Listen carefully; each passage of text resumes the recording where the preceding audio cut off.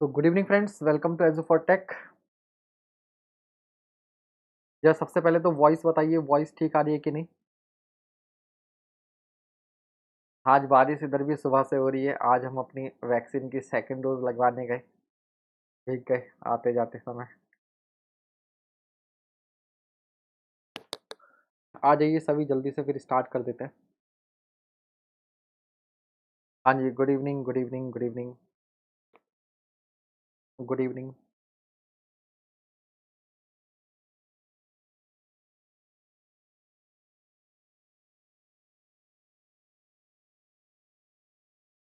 Start कर दिया जाए या अभी 1-2 मिनट और वेट किया जाए।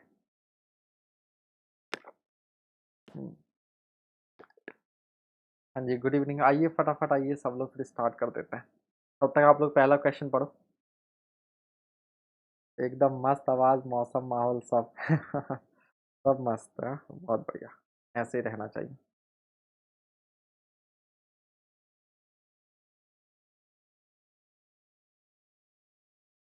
हाँ, हमारा कोटा पूरा हो गया वैक्सीन का। बस ये है कि सेकंड डोज सूट कर जाए, पहली डोज ने तो बड़ा परेशान किया 15-20 दिन तक।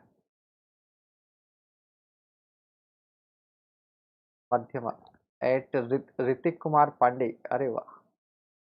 पांडे जी, स्वागत है आपका। अभी तो फिलहाल ठीक लग रहा है, बस लेफ्ट हाथ में वही थोड़ा सा, अभी जहाँ इंजेक्शन लगा वहाँ दर्द तो हो गई, तो थोड़ा सा पेन है, बाकी कोई दिक्कत नहीं है। बाकी कोई दिक्कत नहीं है अभी तक तो। चलिए तो हम लोग स्टार्ट करते हैं, समय व्यर्थ ना करते हुए। Consider the following statement, shrinkage of concrete depends upon relative humidity of the atmosphere. Obvious सी बात है, अगर रिलेटिव ह्यूमिडिटी क्या होगी, अगर रिलेटिव ह्यूमिडिटी आपकी आपकी मतलब एटमॉस्फेयर की कम होगी तो इवापोरेशन ज़्यादा तेजी से होगा, तो श्रिंकेज जो है वो।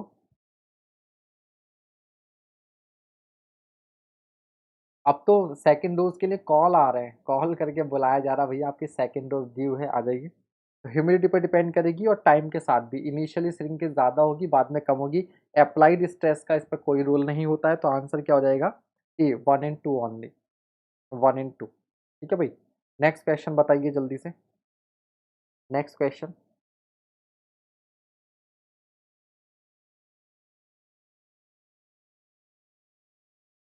Consider the following statement, the effect of air entrainment in concrete is to in increase resistance to freezing and thawing. तो आपको पता है ये तो होता ही है। जमने और पिघलने से क्या होता है, क्रैक्स पड़ता है। हम लोग ये सॉइल की वेदरिंग में भी पढ़ते थे। तो पहला आपका सही है। दूसरा, इम्प्रूव वर्केबिलिटी, जो एयर बबल्स होते हैं उनसे वर्केबिलिटी भी क्या होती है, इम्प्रूव होती है। तो पहला भी सही है और दूसरा भी सही है, तो आंसर क्या हो जाएगा, डी। ठीक है, तो यहाँ से एक पॉइंट क्लियर होती है कि इससे स्ट्रेंथ क्या करती है, डिक्रीज करती है। उसका रीज़न क्या होता है, जब बबल्स फॉर्म होते हैं तो डेंसिटी थोड़ी सी कम हो जाती है और छोटी छोटी कैविटीज फॉर्म हो जाती हैं कंक्रीट के अंदर, जिससे स्ट्रेस जो स्ट्रेंथ है वो क्या कर जाएगी, डिक्रीज कर जाएगी। Next question. As per IS code of practice concrete should be cured at. हाँ, सेकेंड डोज भी कोवैक्सीन ही लगी है। तो 27 डिग्री सेल्सियस पर हम क्या करते हैं, क्यूरिंग करते हैं, ±3 डिग्री सेल्सियस। Next question.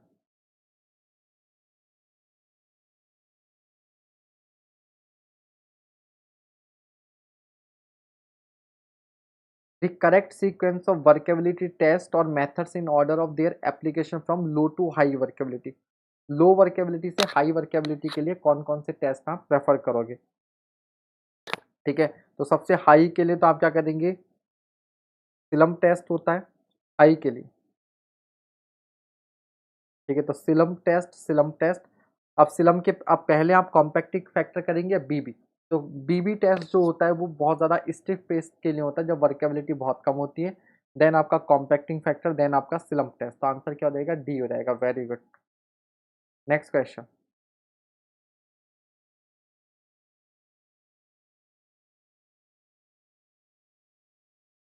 कुछ क्वेश्चन तो आप क्वेश्चन पढ़ने की जरूरत ही नहीं है, आंसर देखकर ही सीधे टिक कर दो।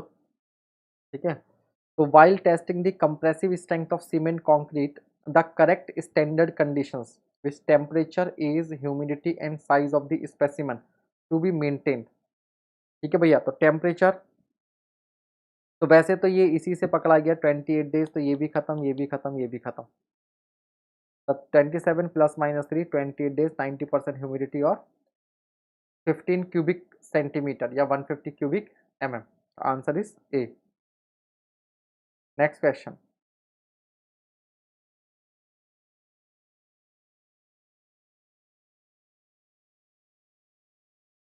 Which one of the following statements is correct? Which one of the following statements is correct? और एग्जाम में स्पीड मैटर करती है, ऑब्वियस सी बात है, आपको ऐसी प्रैक्टिस होनी चाहिए।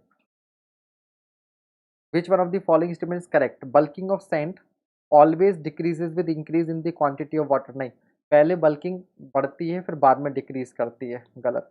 The quantity of water in ordinary concrete should be 5% by weight of cement and 25% by weight of aggregate. While mixing by weight, bulking effect of sand is not taken into account। Correct पूछा है तो सी आपका correct हो गया। While mixing by weight, जब wait के accordingly आप जब मिक्सिंग करोगे तो बल्किंग का इफेक्ट नहीं कंसीडर करोगे ना, नहीं कंसीडर करोगे। नेक्स्ट क्वेश्चन,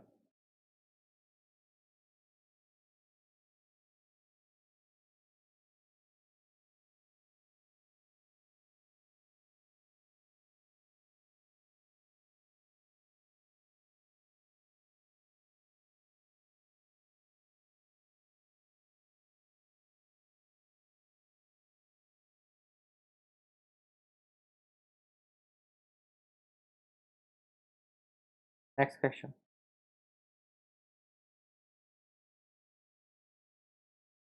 हाँ, वॉल्यूम में कंसीडर होता है।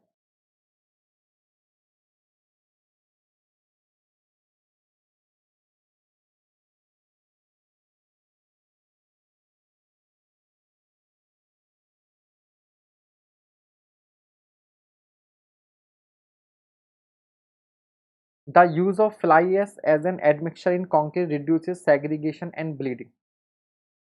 ठीक है, क्योंकि वर्केबिलिटी इससे इंप्रूव होती है तो वाटर कंटेंट क्या एक तरह से रिक्वायरमेंट थोड़ी सी कम हो जाती है, तो सेग्रीगेशन और ब्लीडिंग को क्या करेगा, ये डिक्रीज करेगा, तो सही है। आप ऐड कर दो, because the use of fly ash as a replacement of sand in a lean mix increases the workability and has no significant effect on drying shrinkage of concrete.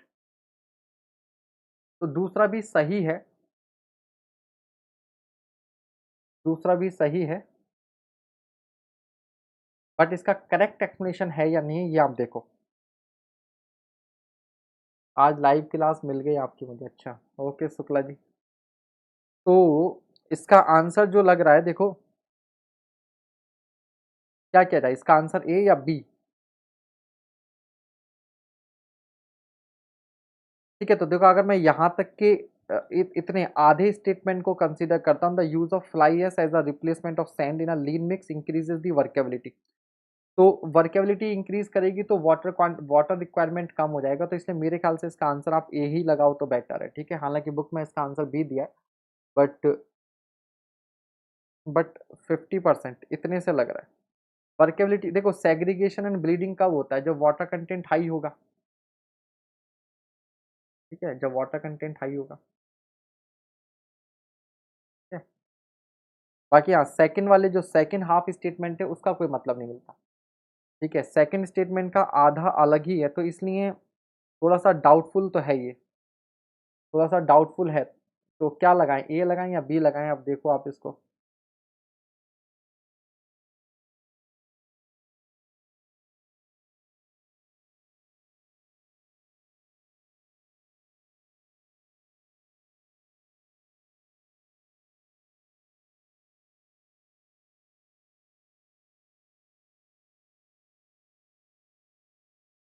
ठीक है, बी लगा, चलो ठीक है, देख लो इसको, देखो ए और बी दोनों दोनों लगाए जा सकते हैं। ठीक है, दोनों लगाए जा सकते हैं, बट क्योंकि बुक में भी इसका आंसर बी है तो आप बी के साथ चले जाओ, बट मुझे आधे स्टेटमेंट की वजह से, यहाँ तक की वजह से ए भी इसका लगाया जा सकता है। ठीक है, तो इसको आप भैया स्टार मार्क करके रख लो, इसका आंसर यूपीपीएससी ही जाने।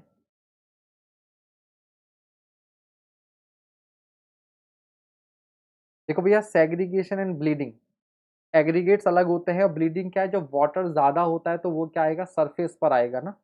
और अगर वर्केबिलिटी बढ़ेगी तो वाटर की रिक्वायरमेंट कम होगी, वाटर की रिक्वायरमेंट कम होगी तो ये प्रॉब्लम्स कम होंगी, ठीक है, इसलिए इसलिए बोल रहा हूँ। चलो, और इसको सोच लेंगे बाद में, फिलहाल आगे बढ़ते हैं, नेक्स्ट क्वेश्चन।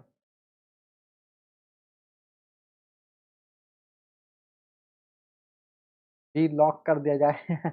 ओम प्रकाश जी पूरा ताला चाबी ही ले आए, श्रद्धा से कोई भी लगा दो। नहीं, स्टेज कंस्ट्रक्शन वाला मैं आपको एक्सप्लेन कर दूं, उसका आंसर जितना मैंने अभी तक स्टडी किया वो फ्लेक्सिबल फ्लेक्सिबल पेवमेंट ही है। बिकॉज स्टेज कंस्ट्रक्शन का मतलब समझिए क्या होता है, स्टेज कंस्ट्रक्शन का मतलब ये होता है कि आपने पहले कोई हाईवे बनाया, मतलब पहले कोई पेवमेंट बना दिया, तो तब क्या था, जब आपने पहले पेवमेंट बनाया तो उस समय थिकनेस की रिक्वायरमेंट कम चाहिए थी, उस समय थिकनेस की रिक्वायरमेंट कम चाहिए थी, लेकिन समय के साथ लोड बढ़ेगा तो आप क्या करेंगे, इसकी थिकनेस थोड़ी सी और बढ़ा देंगे। ठीक है, तो पहले थिकनेस इतनी थी, फिर समय के साथ जब लोड बढ़ा तो आपने इसकी थिकनेस और बढ़ा दी,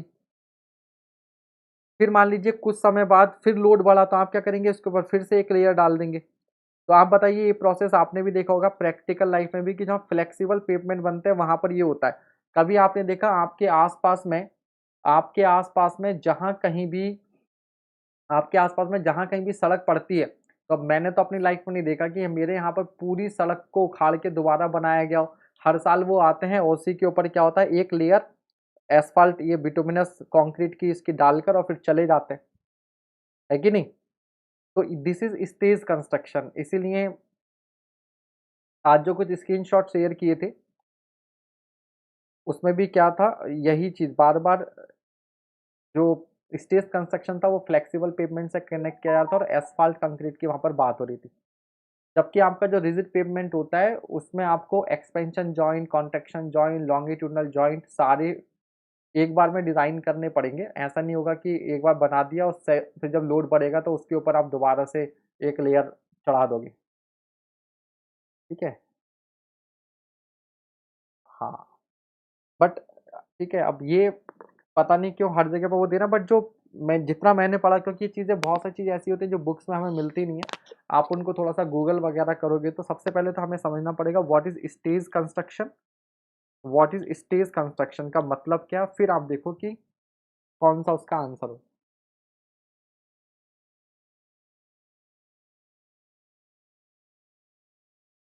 ठीक है, चलिए नेक्स्ट क्वेश्चन की तरफ बढ़ते हैं।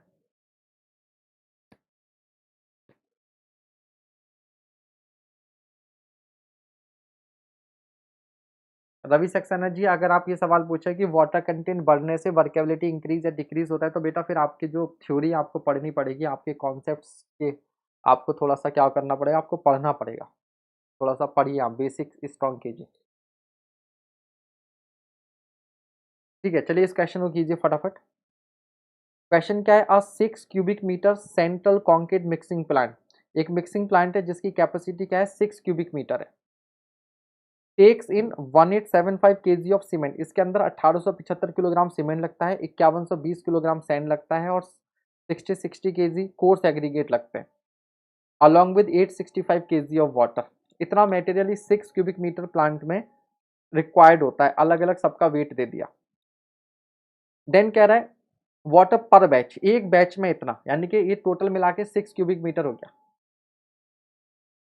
There is a reduction of 1.5% in volume in the freshly mixed wet concrete from the nominal volume। ठीक है, तो 1.5% वॉल्यूम जो हो जाता है कम हो जाता है मिक्सिंग के बाद में। The unit weight of the freshly mixed wet concrete will be, तो क्या करो भैया, सबको ऐड कर दो, टोटल वेट आ जाएगा, और जो वॉल्यूम बचेगा वो क्या बचेगा, 1.5% कम कर दोगे 6 मीटर क्यूब का, तो कितना बचा, 98 98.5% बचा। ठीक है, उतने वॉल्यूम से आप इसे डिवाइड कर दो, आंसर आ जाएगा जो कि आप लोगों का आ भी गया। ठीक है, तो यहीं पर देख लो फटाफट, डेंसिटी क्या होती है, वेट अपॉन वॉल्यूम। वॉल्यूम कितना बचा, 6 मीटर क्यूब माइनस इसका 1%, 1.5% माइनस कर दो, ये आ गया। सबका वेट आप ऐड कर दोगे 13920 आ जाएगा, डेंसिटी आपकी आ गई इतना। ठीक है, इसमें टाइम खराब करने की कोई जरूरत नहीं है। Very good, next question.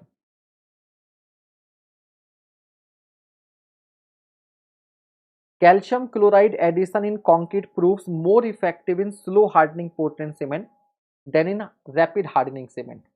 तो कैल्शियम क्लोराइड आपको मालूम है कि एक्सीलरेटर है, तो कह रहा है ये ज्यादा इफेक्टिव है स्लो हार्डनिंग सीमेंट में रादर देन रैपिड हार्डनिंग। अब खुद सोचो, आपकी चाय पहले से बहुत मीठी है तो उसमें चीनी डालने की क्या जरूरत है ना? तो चीनी कहाँ डालोगी जब चाय फीकी होगी। तो जो अपने आप में रैपिड हार्डनिंग है उसमें कैल्शियम क्लोराइड मिलाने से क्या फायदा? तो बात तो बिल्कुल सही है। दूसरा कह रहा है calcium chloride acts as an effective accelerator thereby increasing rate of reaction. बात सही होगी बिल्कुल, है ना? तो समझ गए, तो आंसर क्या हो जाएगा इसका आपका? ए हो जाएगा। आंसर क्या हो जाएगा? ए हो जाएगा।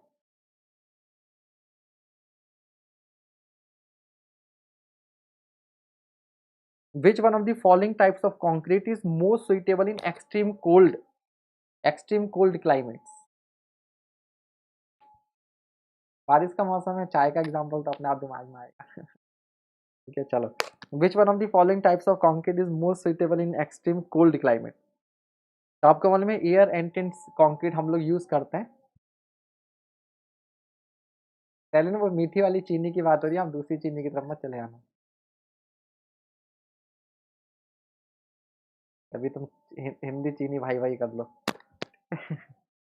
तो air entrained concrete freezing and thawing को कंट्रोल करने के लिए, फ्रीजिंग एंड थॉइंग को कंट्रोल करने के लिए, ठीक है भैया।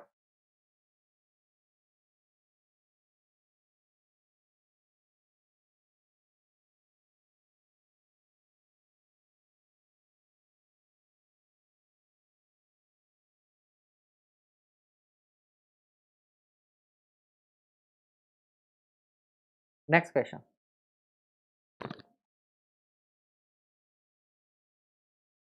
Consider the following statements, curing of concrete bye steam under pressure increases the compressive strength of concrete. बिल्कुल सही बात है, स्टीम क्यूरिंग से कंप्रेसिव स्ट्रेंथ बढ़ जाती है क्योंकि ज़्यादा टेम्परेचर पर क्यूरिंग होती है, ठीक है, तो रिएक्शन फास्ट हो जाती है। Reduces the shear strength of concrete. अब ये एक ऐसा फैक्ट है जो आपको इसका एक्सप्लेनेशन मिलना बड़ा मुश्किल है कि सर अगर कंप्रेसिव स्ट्रेंथ बढ़ रही है तो शियर स्ट्रेंथ भी बढ़नी चाहिए, लेकिन यहाँ पर शियर स्ट्रेंथ क्या करती है? रिड्यूस कर जाती है, ठीक है, रिड्यूस कर जाती है। तो दूसरा स्टेटमेंट भी सही है। थर्ड है increase the speed of chemical reaction. बिल्कुल सही बात है, टेम्परेचर ज़्यादा रहता है तो केमिकल रिएक्शंस की स्पीड जो है वो बढ़ जाती है। तो हम ये भी कह सकते हैं कि बेसिकली कई बार क्या होता है कि कंप्रेसिव स्ट्रेंथ, जब हम कंप्रेसिव लोड लगाते हैं तो एग्रीगेट जो फेलियर होती है भाई क्रशिंग होती है। जब हम लोग क्या लगाते हैं, कंप्रेसिव लोड लगाते हैं, तो फेलियर जो होती है वो by the crushing of aggregates होती है एक तरह से, ठीक है। लेकिन शीयर में क्या होता है, ये जो एग्रीगेट्स हैं एक दूसरे पर रिलेटिवली क्या करते हैं? स्लिप करते हैं। तो हम कुछ इस तरीके से कह सकते हैं कि जब बहुत फास्ट रिएक्शंस होंगी, ठीक है, और कंप्रेसिव स्ट्रेंथ जब जल्दी डेवलप होगी तो इनके बीच में जो बॉन्ड है जो इनको स्लिप करने से रोकेगा वो शायद उतना बेटर तरीके से डेवलप नहीं हो पाते होंगे, ठीक है, वो डेवलप नहीं हो पाते होंगे, इस वजह से ऐसा, ठीक है। यार कंक्रीट टेक्नोलॉजी ये एक ऐसा सब्जेक्ट है जिसमें काफ़ी कुछ कॉम्प्लेक्स केमिस्ट्री भी इन्वॉल्व होती है, ठीक है। और वैसे भी ये पहले और तीसरे से आपका एलिमिनेट होके भी हो रहा है क्योंकि पहला भी सही है और तीसरा भी सही है, और पहला तीसरा केवल इसमें दोनों एक साथ सही है, तब भी आंसर यही है। तो जैसे अभी मैंने चीनी बोला था, तो आप जानते हैं कंक्रीट में चीनी को मिलाने से सेटिंग टाइम एक सर्ट चीनी का बड़ा गजब इफेक्ट है कंक्रीट के अंदर। चीनी की यानी कि शुगर की अलग-अलग डोजेस पर कंक्रीट अलग-अलग तरीके से बिहेव करती है, ठीक है। मुझे एग्जैक्टली याद नहीं है बट कॉन्सेंट्रेशन पर डिपेंड करता है, कभी ये सेटिंग टाइम बढ़ा देती है, कभी ये घटा देती है। तो ये सब काफ़ी चीज़ें हैं प्रैक्टिकली। अब सोचो किसी ने पहली बार सोचा होगा कि कंक्रीट में चीनी मिला दी जाए तो क्या इफेक्ट पड़ेगा। हो सकता है वो चाय पी रहा हो, चाय ज़्यादा मीठी हो, कंक्रीट में गिर गई हो, है ना? लेकिन ये इस तरह के भी एक्सपेरिमेंट चलते हैं, ठीक है। तो हाँ, तो ये चीज़ें एक्सपेरिमेंटल नहीं है फिर, लेकिन आप यही लॉजिक समझ सकते हो जो मैं बोल रहा हूँ कि कंप्रेसिव स्ट्रेंथ में क्या होता है, एग्रीगेट दूर-दूर नहीं जाते, एक-दूसरे से कोलाइड करके इन्हें क्या करना पड़ता है, क्रश होता है। जबकि शीयर में इनका रिलेटिव मूवमेंट होगा, तो आप कह सकते हैं। हाँ, तो इसीलिए सबसे ज़्यादा दिक्कत बीएमसी में ही हो रही है, वो इसीलिए हो रही है क्योंकि बहुत सारी चीज़ें ऐसी होती हैं जो हमने पढ़ी नहीं होती, ठीक है? या आप कहिए कि इतनी ज़्यादा बुक्स आप पढ़ नहीं सकते, और बहुत सारे फैक्ट्स जो होते हैं वो याद करने वाले होते हैं, बहुत सारे फैक्ट्स जो होते हैं वो याद करने वाले भी होते हैं, ठीक है? हाँ, ये अंशु लाल जी ने लिखा 2% से ज़्यादा रिटार्डर और वैसे एक्सेलरेटर, तो आप सोचो कॉन्सन्ट्रेशन का इफेक्ट पड़ रहा है वहाँ पर, ठीक है? तो आप कैसे एक्सप्लेन करोगे? अब ये प्रैक्टिकली देखा होगा तो उन्होंने लिख दिया, तो सेम चीज़ यहाँ पर है, ठीक है? बट इसका जो एक्सप्लेनेशन है वो कुछ हद तक ये वाला एक्सप्लेनेशन लग सकता है, क्योंकि बहुत जल्दी केमिकल रिएक्शंस कंप्लीट होती हैं इसमें, ठीक है? चलिए नेक्स्ट क्वेश्चन।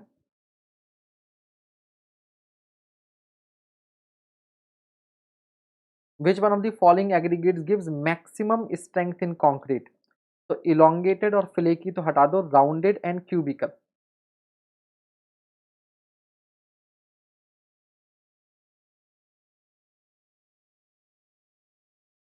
ठीक है?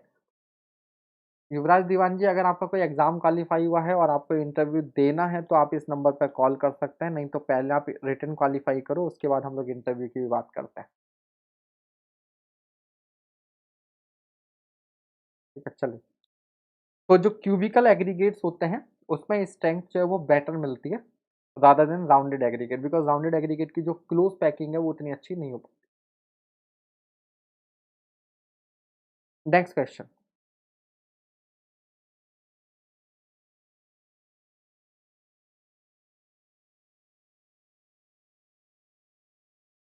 हाँ, राउंडेड वर्केबिलिटी के लिए बढ़िया होते हैं क्यूबिकल, और जो एंगुलर एग्रीगेट्स होते हैं वो आपकी स्ट्रेंथ पॉइंट ऑफ व्यू से बहुत अच्छे होते हैं।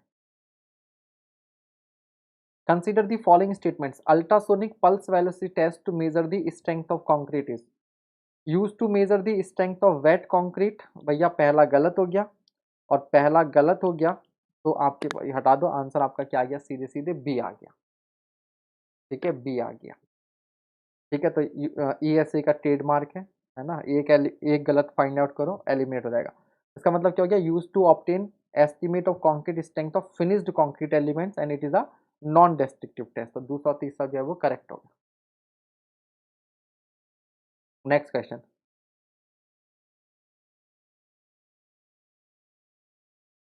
देखो, यूपीएससी इस चीज को चेक करता है, क्योंकि हर फैक्ट हर किसी को नहीं मालूम होता, हर फैक्ट हर किसी को बीटेक लेवल पर मालूम नहीं होता, ठीक है? तो उसमें क्या कर सकते हैं आप? एलिमिनेशन कर सकते हैं। कुछ धुन याद आ रही है, हर फैक्ट हर किसी को नहीं मालूम होता, कुछ सॉन्ग का कुछ इस तरीके का दिमाग में गूंज रहा है, लेकिन पता नहीं कौन सा सॉन्ग। आप में से कोई बताना कौन सा था?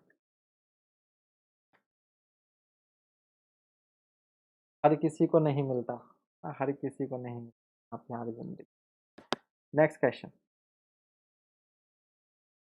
विच of the following statements are the advantage of surface vibrators? Surface vibrators are best suited for one way reinforced slabs and road surfaces. तो सर्फेसेस के लिए यूज करेंगे, नाम से मालूम चल रहा है, तो पहला तो सही है। दूसरा, when depth of concrete to be vibrate exceeds 250 mm, ये गलत है क्योंकि 150 mm होता है, 150 mm होता है, ठीक है? तो दूसरा गलत हो गया, तो दूसरा गलत होते ही भैया ये तीनों हटा दो, आंसर आपका डी हो गया। Where immersion vibrators are impracticable.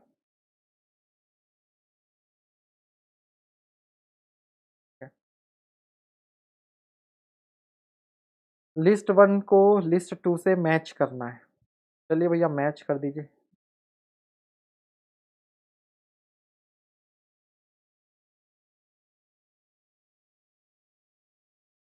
Specific heat of an aggregate, याद है हम लोग क्लास 11 12 फिजिक्स में पढ़ते थे, स्पेसिफिक हीट क्या होता था? Q/M, heat absorb per unit mass, और एक होता था molar heat capacity, heat absorb पर मोल, जो गैसेस के लिए हम लोग यूज करते थे, ठीक है ना?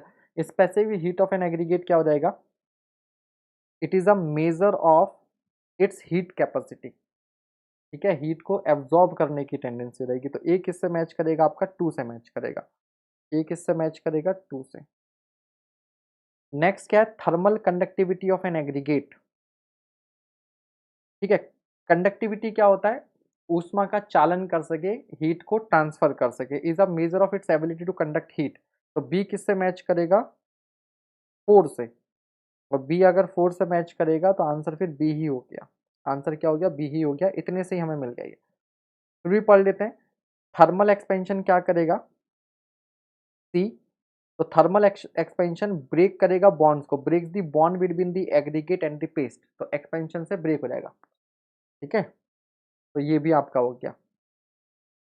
और लास्ट में क्या आपका, durability of concrete is affected by difference in thermal expansion of two different materials. ठीक है भाई, तो ये भी हो गया।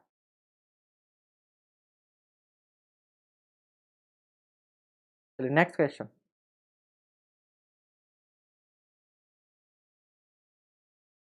ईएससी के क्वेश्चंस में इतनी नॉलेज छुपी हुई है, अगर हम लोग ईएससी के क्वेश्चंस ही अटेम्प्ट करते हैं, इनफैक्ट हम बिना थ्योरी पढ़े केवल ईएससी के क्वेश्चन सॉल्व कर लें और उनके सॉल्यूशंस देख लें, तो उससे ही हमें बहुत कुछ सीखने को मिल जाता है। तो ईएससी के क्वेश्चंस को आप बहुत सिंसियरली करें। आपको आते हैं तो ठीक है, नहीं आते हैं तो सॉल्यूशन आप देखिए, सॉल्यूशन को समझने की कोशिश कीजिए। वहाँ से आपको काफ़ी फैक्ट्स, काफ़ी अच्छी चीज़ें सीखने को मिलेंगी। ठीक है, ब्रेन पावर के लिए भी कोई वीडियो बनाइए। करेंगे ये सब फालतू चीज़ें होती हैं, इनको भी करेंगे, पहले जो प्राइमरी काम है वो किया जाए। चलिए, consider the following statements. Pozzolana used as an admixture in concrete has the following advantage. It improves workability with lesser amount of water. सही बात है, बिल्कुल सही बात है। It increases heat of hydration and so sets the concrete quickly. ये गलत है। दूसरा आपका गलत है, और दूसरा गलत होते ही आपके क्या हो गए, ये सारे के सारे एलिमिनेट हो गए। यार बल्कि पोजोलाना यानी कि फ्लाई एश सीमेंट को आपको मालूम है लो हीट सीमेंट में हम लोग यूज करते हैं जहाँ मास कंक्रीटिंग करनी होती है।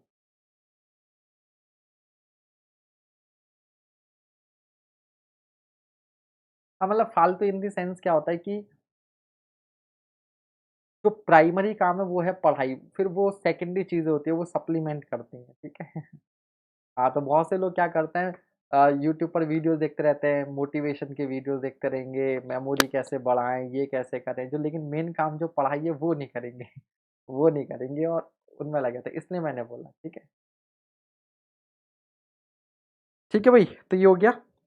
तो पहला सही है और तीसरा सही है। It increase resistance to attack by salts and sulphates quickly.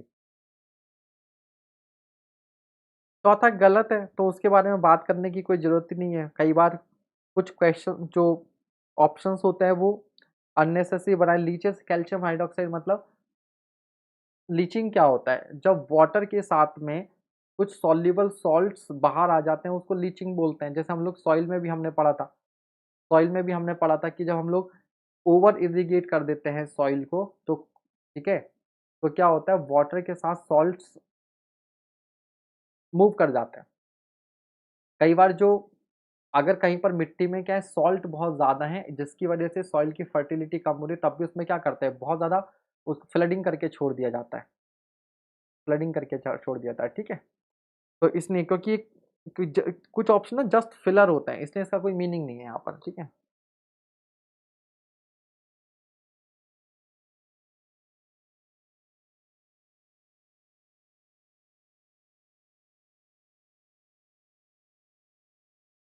ठीक है, इनफैक्ट यहाँ पे पढ़ लो आप क्या कह रहा है। More over leaching of calcium hydroxide present in cement does not occur as the pozzolanic material reacts with lime in presence of water to form calcium silicate hydrate and the process is called pozzolanic action। तो जो calcium hydroxide,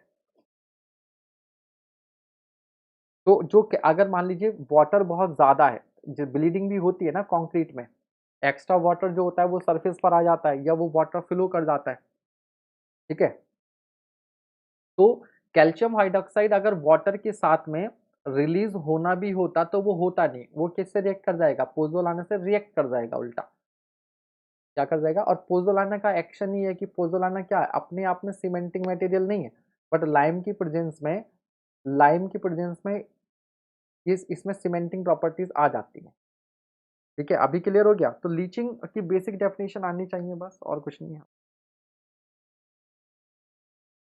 बाकी कुछ और factors पढ़ने हैं तो ऊपर पढ़ लो। Using pozzolana as admixture in concrete produces less heat of hydration, offers greater resistance to sulfate attack and chloride ion penetration, improves workability, reduces permeability। ये भी अदर फैक्टर आगे जाकर पूछे जा सकते हैं, आगे जाकर पूछे जा सकते हैं। ठीक है, तो लीचिंग बढ़ाने के बजाय ये क्या करेगा, उल्टा उसे प्रिवेंट करेगा। क्लियर हो गया। नेक्स्ट क्वेश्चन,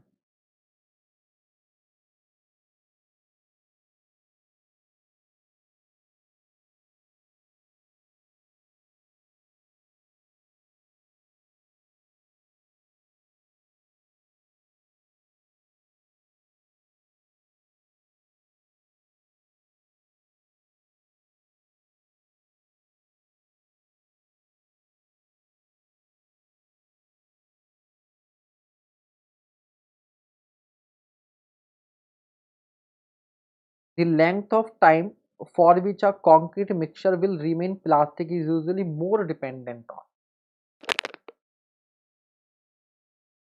तो भाई ये अच्छा क्वेश्चन है। More dependent on the setting time of cement than on the amount of mixing water and atmospheric temperature। पहला, concrete mixture will remain plastic मतलब समझ रहे हो, मतलब कब तक ये यूजेबल है, कब तक यूजेबल है इसकी बात हो रही है। बी कह रहा है usually more dependent on the atmospheric temperature than on the amount of mixing water and the setting time of cement. Third कह रहा है the setting time of cement and the amount of mixing water than an atmospheric temperature. चौथा कह रहा था amount of mixing water used and atmospheric temperature than on the setting time of cement. ठीक है, तो इसका जो आंसर है वो डी है। ये आप प्रैक्टिकली अगर कभी आपने घर बनते हुए देखा है, आसपास में अपना घर बनते हुए देखा है, तो आप इसको फील कर सकते हैं कि सर्दी के दिनों में, ठंड के समय में क्या होगा, क्योंकि देखो बेसिकली क्या है, पानी अगर टेम्परेचर ज़्यादा है तो वाटर बहुत जल्दी इवापोरेट भी कर जाएगा और रिएक्शन भी फास्ट होंगी। ठीक है, लेकिन और कई बार तो क्या करते हैं, मसाला सीखा हो जाता है, मिस्त्री जो मैसन होते हैं आप देखिए इतना इतना मसाला एक बार बनवा के रख लेते हैं और उसमें क्या है, पानी मिलाते जाएंगे और वो यूज़ होता जाएगा। ठीक है, तो वाटर पर अगर वाटर ज़्यादा है तो प्लास्टिक रहेगा और टेम्परेचर कम है तब भी वो प्लास्टिक रहेगा। टेम्परेचर बहुत ज़्यादा है, पानी कम मिलाया है, ठीक है, तो वो प्लास्टिसिटी क्या कर देगा, जल्दी खो देगा, जल्दी खो देगा। तो आंसर क्या होगा इसका, डी होगा। जो बेस्ट सुइटेबल आंसर है वो डी है। हाँ, कोल्ड क्लाइमेट में लेट से सेट होता है, यही बात है। जितना ज़्यादा पानी उतनी ज़्यादा प्लास्टिसिटी। ठीक, नेक्स्ट क्वेश्चन।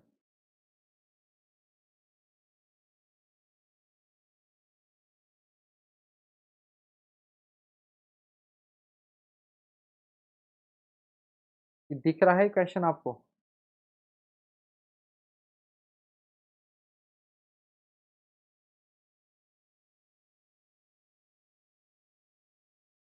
एसएससी जी मेंस कब तक होगा सर? दीपक जी पहले रिजल्ट तो आने दीजिए। हो जाएगा एसएससी जी मेंस भी। टिल्टिंग ड्रम टाइप दिखाई दे रहा है, या पहले आप कर लीजिएगा?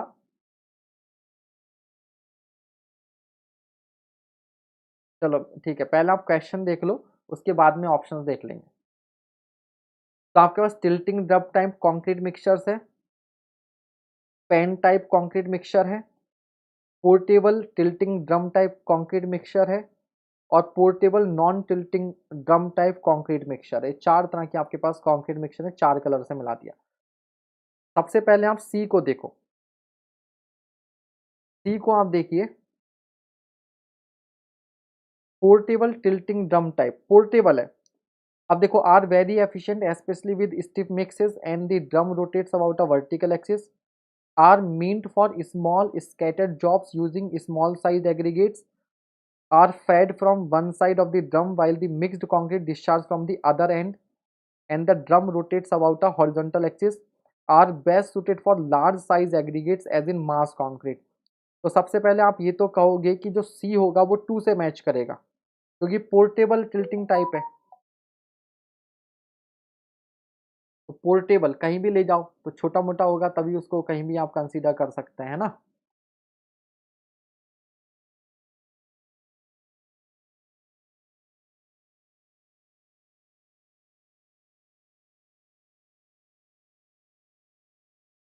सही हो गया। और जैसे ही सी आपका टू से मैच किया,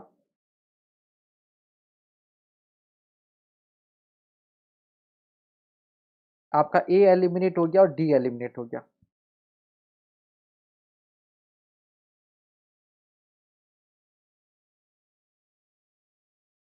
सी एलिमिनेट हो गया, है ना।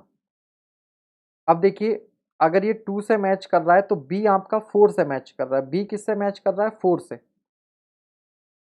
यानी कि pan type concrete mixtures are best suited for large size aggregate as in mass concrete. ठीक है, ये हो गया।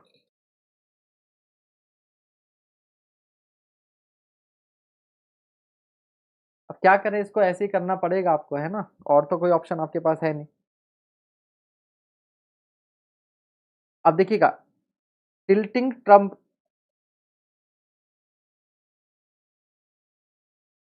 हाँ A4 से हो गया। देन है डी है portable non tilting drum type concrete mixing.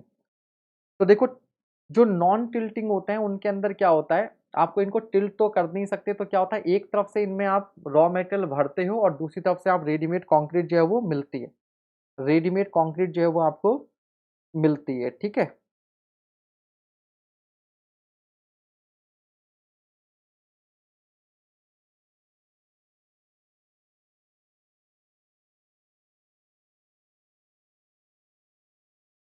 तो portable non tilting drum type ये किससे हो जाएगा आपके पास? ये हो जाएगा 3 से। Are fed from one side of drum while the mixed concrete is discharged from the other end and the drum rotates about a horizontal axis। ठीक है भाई, ये हो जाएगा। तो आपका जो डी है वो किससे मैच कर गया? 3 से। तो इसका आंसर आपका क्या होगा? बी होगा। इनके बारे में और जानना चाहते हो तो आप गूगल कर लो, आप इनको गूगल कर लो, विद पिक्स आपको दिख जाएंगे, विद पिक्स आपको दिख जाएंगे। आप दो चीजें इनमें मेन ध्यान रखो, tilting time and non tilting. Non tilt मतलब जिसे आप टेढ़ा नहीं कर सकते। तो देखो, अगर मान लीजिए यही कोई, ठीक है, ऐसे एक सिलेंडर बना दे रहे हैं। अब अगर मान लीजिए इस तरह से है और अगर आप इसे टिल्ट नहीं कर सकते तो इसमें से आप मसाला कैसे मतलब कंक्रीट कैसे निकालोगे? ठीक है, नॉन टिल्टिंग है। ठीक है, तो इनको एक तरफ से, इनमें सिस्टम ऐसा होता है, जो ब्लेड्स होते हैं वही क्या करते हैं, कंक्रीट को अदर एंड पर, रेडीमेड जो मिक्सर है, मिक्स को अदर एंड पर बाहर की ओर पुश करता है। तो एक तरफ से, एक तरफ से आलू, एक तरफ से सोना। ठीक है भाई, तो इधर से आप क्या करेंगे, रॉ मटेरियल प्रोवाइड करेंगे और इधर से आपको मिक्स प्रोवाइड होगा। ये नॉन टिल्टिंग का होता है। और टिल्टिंग वाले में क्या होता है, देखो टिल्टिंग की क्लीनिंग भी अच्छी होती है, उनको क्लीन करना ईजी होता है, इनको क्लीन करना डिफिकल्ट होता है। दूसरा, टिल्टिंग वाले बड़े एग्रीगेट्स के लिए भी सही होते हैं, क्योंकि उनको यहाँ से क्या है, जो मेट जब इसको टिल्ट कर देंगे तो मटेरियल जो मिक्स है उसको, उसका एग्जिट भी जो है वो ईजी है। ठीक है, तो इस तरह के क्वेश्चंस को आप क्या कर सकते हो, एलिमिनेशन से ही कर सकते हो, एलिमिनेशन से ही कर सकते हैं। ठीक है, तो आंसर क्या हो गया यहाँ पर आपका? बी हो गया। बाकी इनके बारे में आप यहाँ से पढ़ सकते हैं, पीडीएफ आपको मिल जाएगी। ठीक है, चलो देखो, tilting drum type mixtures can be used for aggregate size more than 75 mm also, whereas non tilting type can not be use for large size aggregate. तो पहला इंपॉर्टेंट पॉइंट आपको ये मिल गया कि टिल्टिंग ड्रम मिक्सचर, ठीक है, 75 mm size तक के एग्रीगेट्स के लिए यूज कर सकते हो, नॉन टिल्टिंग इनके लिए यूज नहीं कर सकते। दूसरा, pan type mixture is an open type of pan fixed with star pattern blades rotating about vertical axis. These type of mixtures are very efficient with stiff mixes.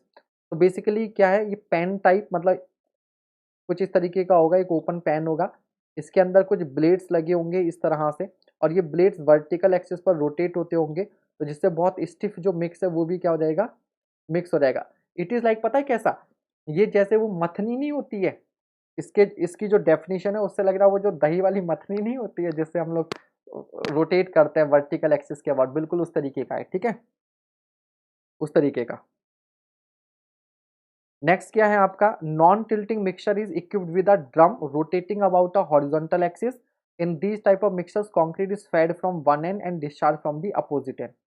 And last है portable tilting drum mixture. ये जो हम लोग नहीं आते हैं, एक दो मंजिला मकान बनते हैं तो लोग ले आते हैं, आपने देखा होगा आपके आसपास में भी। ठीक है, कभी कभी पोर्टेबल वाले, हाँ, लस्सी बनाते हैं, बिल्कुल। तो उस बिल्कुल एग्जैक्टली ये उसकी बिल्कुल उसी की डेफिनेशन है, एक्सिस वर्टिकल है और उसको भी आप देखो तो वही ब्लेड्स टाइप इस तरीके से है ना, वो रहते हैं, उसको हम लोग रोटेट कराते रहते हैं, बन जाती है।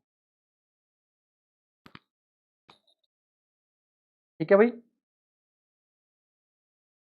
बाकी इतना भी आता है तो आप एलिमिनेशन से क्वेश्चन कर दोगे। ज्यादा जानना है तो गूगल पे जाओ, सबकी इमेजेस आपको मिल जाएंगी।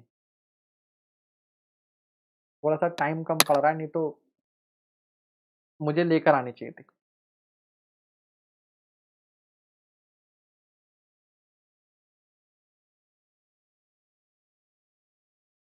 मीन्स दही shear थिनिंग फ्लूइड है, स्यूडोप्लास्ट है।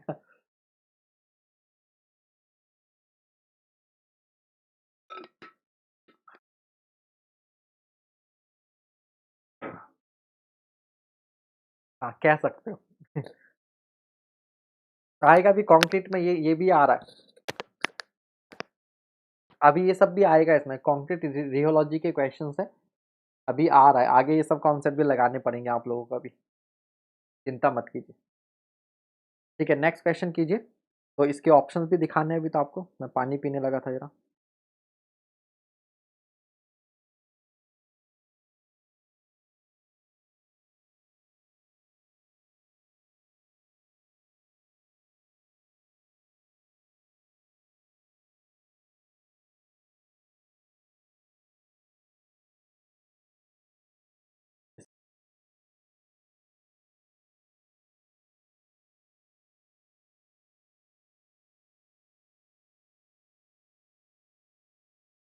Vibrating tables, screed vibrators, internal vibrators, form vibrators. ठीक है,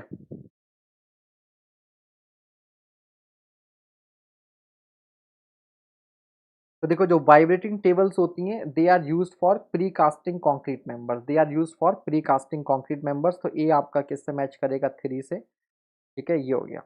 ए जैसे ही 3 से मैच किया, सी आपका 2 से मैच कर गया। सी आपका 2 से मैच करे। इंटरनल वाइब्रेटर्स मास कंक्रीट, और नाम से मालूम चल रहा है कि जहां मास कंक्रीट होगी वहां पर आपको इंटरनल वाइब्रेटर्स यूज करने पड़ेंगे, तो ये हो गया। देन उसके बाद में क्या है? फॉर्म वाइब्रेटर्स,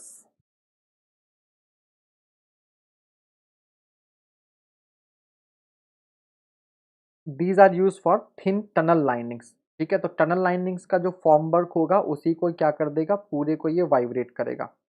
और जो स्क्रीड वाइब्रेटर है बेसिकली सरफेस वाइब्रेटर्स का ही नाम है। स्क्रीडिंग फिनोम आपने पढ़ा होगा, स्क्रीडिंग भी होती है। स्क्रीडिंग, स्क्रीडिंग क्या होता है? What is स्क्रीडिंग?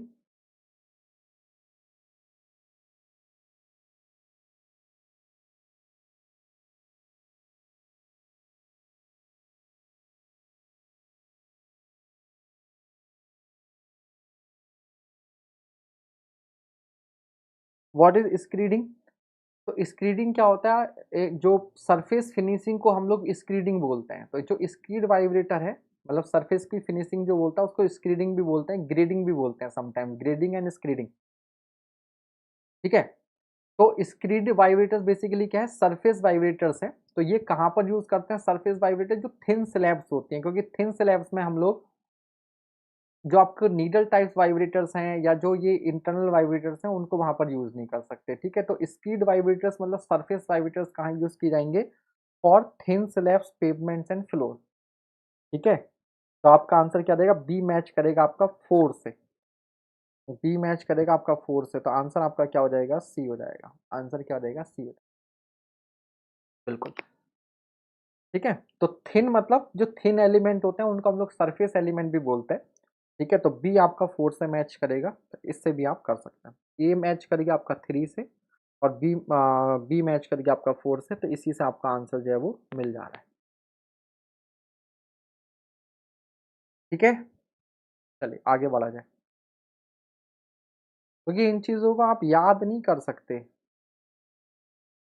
एलिमिनेशन, हाँ, screeding, floating, trolling, trowelling, finishing, सब याद है आप लोगों को। चलिए next question. Which of the following are the disadvantages of non tilting type concrete mixtures? Disadvantage पूछे, पहला, they are not favoured when large size aggregates are used. अब देखो पुराने क्वेश्चंस का ये फायदा होता है, मैं भी यही बोलने वाला था कि पता नहीं इस तरह, ठीक है, कॉन्सेप्चुअल क्वेश्चंस, लेकिन ठीक है वो बना रहे हैं तो ये भी प्रेजेंस ऑफ माइंड है। अब जैसे इसी को देखो, हमने अभी पीछे क्वेश्चन का आंसर पढ़ा था, उससे हमें यहाँ पर ये मिल गया कि पहला सही है क्योंकि नॉट फेवर्ड। दूसरा कह रहा है mixing of the concrete occurs through both rolling and pulling from buckets, तो ये डिसएडवांटेज तो नहीं है। सेकंड इज नॉट डिसएडवांटेज, क्योंकि डिसएडवांटेज की बात हो रही है, ये किसी तरह का डिसएडवांटेज तो लग नहीं रहा, तो इसमें भी सेकंड को छोड़ दो।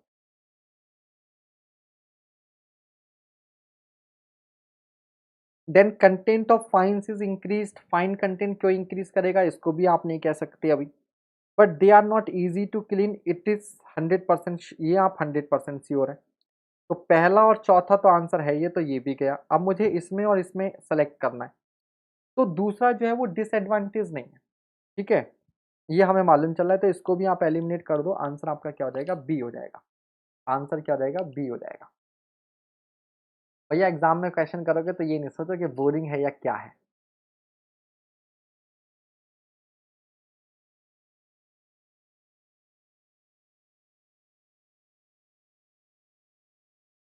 Content of fines is increase, इसको मैं एक्सप्लेन करता हूं आपको, थर्ड वाला क्यों सही है, थर्ड वाला क्यों सही है।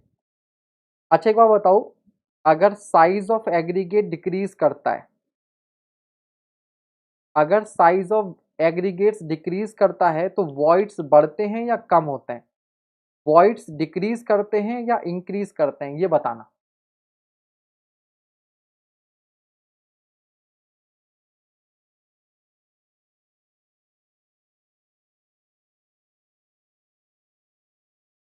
आचार्य जी परेशान मत होइए, आपको भी आ जाएगा, आपको भी आ जाएगा, थोड़ा सा करेंगे। तो साइज ऑफ एग्रीगेट घटता है तो वॉइड्स बढ़ जाते हैं, वॉइड्स क्या होते हैं, बढ़ते हैं। अब सपोज करो आप एक कंक्रीट है उसमें ये बड़े बड़े एग्रीगेट्स यूज कर रहे थे, और एक तरफ आप क्या कर रहे हो, छोटे एग्रीगेट्स यूज कर रहे हो। सेम वॉल्यूम है बट एग्रीगेट्स जो है वो छोटे हैं, टोटल क्वांटिटी सेम है बट एग्रीगेट्स आप क्या कर रहे हो, छोटे। तो इधर जो वॉइड्स है, इधर जो वॉल्यूम ऑफ वॉइड होगा वो कम होगा इधर वाले वॉल्यूम ऑफ वॉइड से, ठीक है। तो अगर इधर वॉइड्स अगर ज्यादा हैं तो इन वॉइड को भरने के लिए जो फाइन पार्टिकल लगेंगे वो कम लगेंगे या ज्यादा लगेंगे, वो कम लगेंगे या ज्यादा लगेंगे, तो ज्यादा लगेंगे। तो क्योंकि इधर वॉल्यूम ऑफ वॉइड ज्यादा है तो इधर फाइनर पार्टिकल ज्यादा लगेंगे। सेम कोर्स एग्रीगेट के लिए फाइन पार्टिकल इसमें क्या लगेंगे, ज्यादा लगेंगे। अब नॉन टिल्टिंग टाइप में आप 75 mm से बड़े पार्टिकल यूज कर नहीं सकते, आप इसमें 75 mm से बड़े पार्टिकल यूज कर नहीं सकते। तो यहाँ पर जो पार्टिकल का साइज होगा, जो डी कोर्सर होगा, डी कोर्सर ये 75 mm से कम होगा। जब आपने एग्रीगेट के साइज को आप कम रख रहे हो तो वॉइड्स क्या हो जाएंगे, बढ़ जाएंगे। जब वॉइड्स बढ़ जाएंगे तो उनको भरने के लिए फाइनर क्या हो जाएंगे, बढ़ जाएंगे। वाह वाह वाह वाह, तालियां बजा सकते हैं आप। Content of fines is increase, क्या कॉन्सेप्ट लग गया, ठीक है, सही है जी। तो कंटेंट ऑफ फाइन्स क्या रहेगा, इंक्रीज हो जाएगा, तो तीसरा भी आपका क्या हो गया, सही हो गया।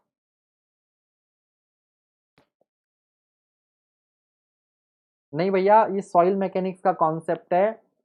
किले और सैंड में अगर सेम अमाउंट किले का हो और सैंड का हो तो पार्टिकल जितने छोटे होते हैं, पार्टिकल जितने छोटे होते हैं, वॉइड्स छोटे तो होंगे बट ओवरऑल वॉइड ज्यादा होते हैं, ओवरऑल वॉइड ज्यादा। अरे मजाक कर रहे हैं, बस बस बस इतना ही काफी है।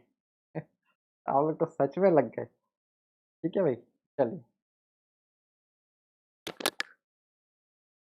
चलो नेक्स्ट क्वेश्चन। अब ऐसा क्वेश्चन जो बहुत बहुत बहुत रेयरली किसी को आता है, ये थोड़ा सा मुझे सॉइल का कॉन्सेप्ट याद आ गया, मैंने कहा वही लगाते हैं यहाँ पर। चलिए नेक्स्ट क्वेश्चन कीजिए।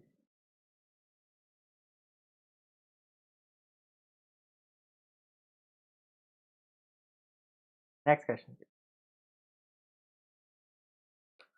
Calcium lignosulphate, aluminium powder, tartaric acid, aluminium sulphate. तो भैया इसका आंसर सीधे सीधे देख लो आप, इसका आंसर है बी। ठीक है, अब जब आंसर बी है तो देख लो ए किससे मैच करेगा, फोर से। कैल्शियम लिग्नोसल्फेट जो होता है वो वाटर रिड्यूसर होता है। एल्यूमिनियम पाउडर जो होता है वो आपका एयर एंटेनर होता है। टार्टरिक एसिड जो होता है वो आपका रिटार्डर होता है। और अब बचा क्या, एल्यूमिनियम सल्फेट, ये आपका एंटी ब्लीडर होता है। ठीक है, आंसर इज बी। अरे आता था आप सबको ना भैया, ये इसे इसे समझाने के लिए माफ कर दीजिए। ये केमिस्ट्री मैंने पढ़ी है बट इतनी भी नहीं पढ़ी। ठीक है, ये सीधा सीधा है, जान कर चलो। ठीक है, तो ये यूपीएससी वाले कह रहे हैं कि पिछले सवाल में बहुत उछल रहे थे ना, बहुत तालियां बजवा रहे थे। इस पर ताली बजवा। ठीक है, चलो। लेकिन हाँ, ये याद रखा जा सकता है कि जो एल्यूमिनियम पाउडर है, एल्यूमिनियम क्या होता है, ऑक्सीडाइजिंग एजेंट होता है। तो ये, ठीक है, ऑक्सीजन रिलीज करेगा या कहिए कि एयर बबल प्रोड्यूस होंगे। तो इससे आप पकड़ सकते हो। बी जो है वो थ्री से मैच करेगा। और एक ही ऑप्शन ऐसा है, देखो अकेले केवल बी से इस क्वेश्चन को किया जाता है, केवल एक ही ऑप्शन ऐसा है जिसमें बी थ्री से मैच कर रखा है। केवल आप एल्यूमिनियम पाउडर को याद रख लो, ए से एल्यूमिनियम और ए से एयर एंटेनर।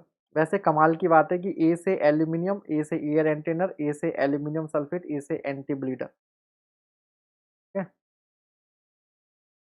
तो देखो याद करने का तरीका आपने देखा ना, ASAP, ASAP को ASAB कर लो, तो एल्यूमिनियम सल्फेट एंटी ब्लीडर। ठीक है, और दूसरा याद कर लो, आप ए ही हैं क्या, आप ए ही हैं या जे ही हैं, बताओ भैया, आप ए ही हैं या जे ही हैं, सर ए ही हैं। तो aluminium powder air entraining agent, air entraining agent. यानी वो तो है ही, अब तो आप सब, अब तो आप सब,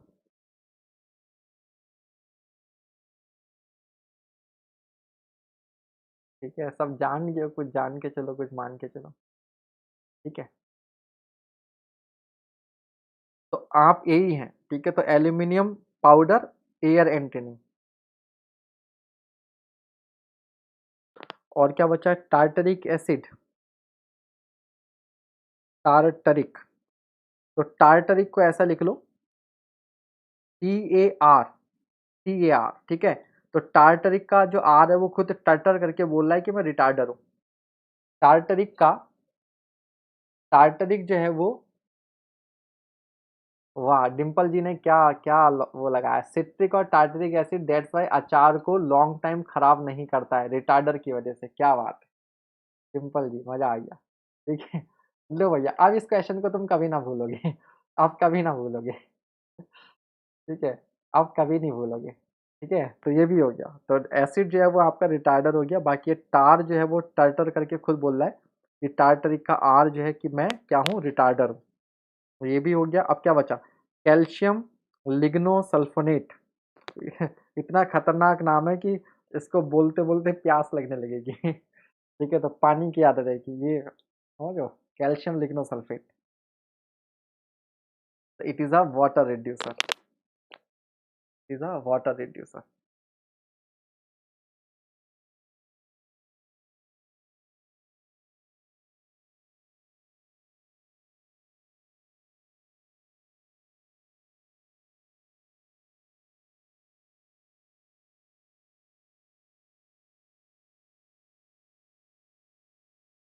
हाँ हाँ, तो ये वाली तालियां डिम्पल जी को क्या है, क्या बोलते हैं उसको, समर्पित, डेडिकेटेड है। चलिए बहुत बढ़िया, आगे बढ़े। अब याद रहेगा, अब नहीं भूलेंगे हम इसे।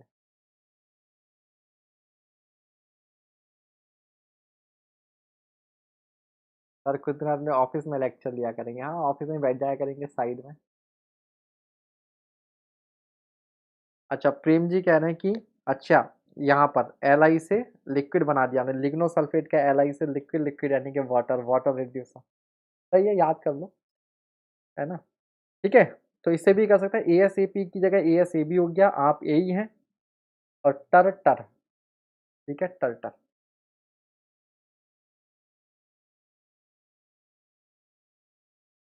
मैंने पता है इस तरह से बहुत सारी चीजें, पहले स्टार्टिंग में तो यही कंफ्यूजन होता था, जैसे ना कि कौन सी टरबाइन किस टाइप के, तो मैंने तो इस तरह से बना रखा था, जैसे इम्पल्स है, इम्पल्स को आप इस तरह से लिखेंगे, तो इम्पल्स का ये जो आई है, ये इम्पल्स, और पी क्या, पेल्टन व्हील, तो ये खुद बता रहा है Pelton wheel. Then Francis, Francis को हमने लिख दिया ऐसे, सब कुछ स्मॉल में लिखा और बाकी सब, और आर कैपिटल में लिखा। तो एफ से फ्रांसिस और आर बता रहा है रिएक्शन। देन के एफ सी, के एफ सी में के और एफ साथ में आते हैं, तो जो अगर फ्रांसिस रिएक्शन है तो कैप्लॉन भी क्या होगी, रिएक्शन टरबाइन होगी। ठीक है, तो कैप अगर फ्रांसिस रिएक्शन है तो कैप्लॉन भी रिएक्शन होगी, क्योंकि ये दोनों भाई भाई हैं, के एफ सी, है ना, एक ही फैमिली के मेंबर एक साथ हो गए। तो ये कभी कभी ये छोटी छोटी ट्रिक्स ना, मतलब इस तरह से अगर आप चीज़ों को कनेक्ट कर दो तो याद रखने में बड़ी आसानी हो जाती है, याद रखने में बड़ी आसानी हो जाती है। ठीक है, आगे बढ़ते हैं।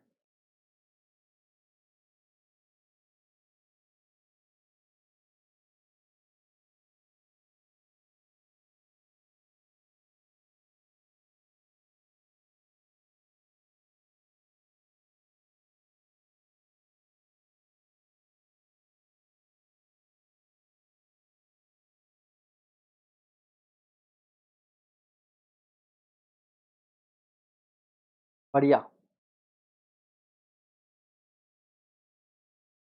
हाँ, जियोलॉजी में तो बहुत ट्रिक्स बनाई थी, सही बात है, हालांकि वो ट्रिक्स मैं अब खुद भूल गया।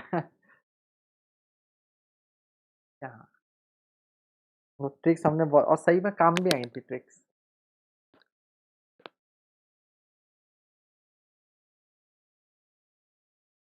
हाँ, और स्ट्रीक वाला क्वेश्चन आपके एग्जाम में आ गया था।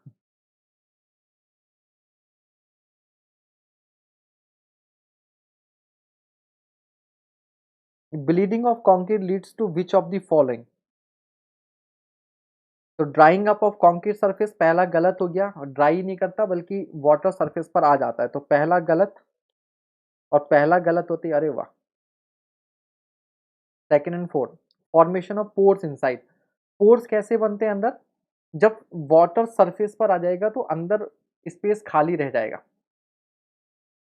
ठीक है, सेग्रीगेशन जो है वो एग्रीगेट्स के टर्म्स में, ब्लीडिंग जो है वो वाटर के टर्म्स में। हाँ, ये देखो दिलीप को तो बस एक ही ट्रिक याद है, इन्हें तो कोई और ट्रिक याद नहीं, इन्हें बस वही याद है, गर्लफ्रेंड चाहिए एनसीआर वाली। बेटा तुम्हारा वो 12:30 बजे वाला चक्कर भी मुझे कुछ ऐसे ही लग रहा है, और 9 बजे का भी पता नहीं, तुम सही में डिनर डिनर करने जाते हो और 9 बजे तुमने किसी को टाइम दे रखा है। क्योंकि ऐसा तो नहीं होता कि एग्जैक्ट 9 बजे भूख लग जाएगी आदमी को और वो क्लास विलास सब छोड़ने को तैयार हो जाएगा। मामला तुम्हारा मुझे कुछ और गड़बड़ लग रहा है, 9 बजे वाला।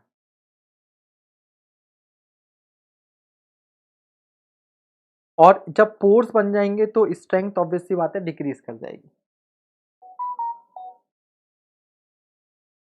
अगला सवाल, दिलीप भैया इस समय पढ़ाई पर फोकस कर लो, एग्जाम करीब है, बाकी सब मोह माया है, कल भी समझाया था मैंने।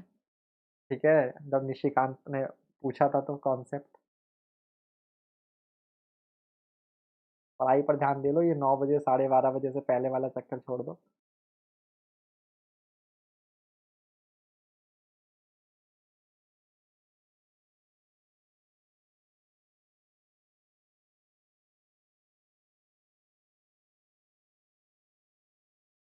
चलिए next question.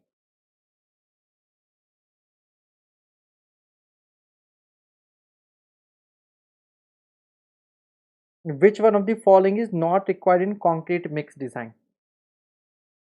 Degree of quality control चाहिए होता है, workability of concrete, characteristic compressive strength of concrete 28 days, initial setting time of cement. तो आंसर क्या है, यही है। ठीक है, इसकी कोई रिक्वायरमेंट नहीं हो। Next question,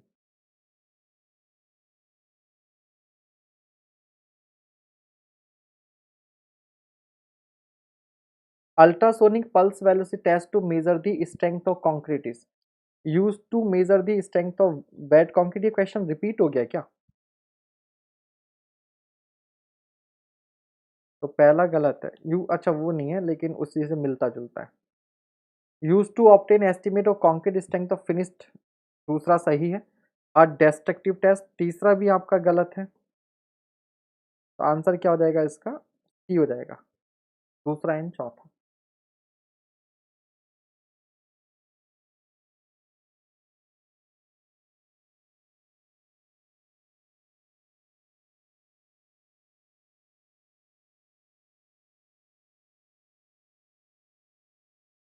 next question.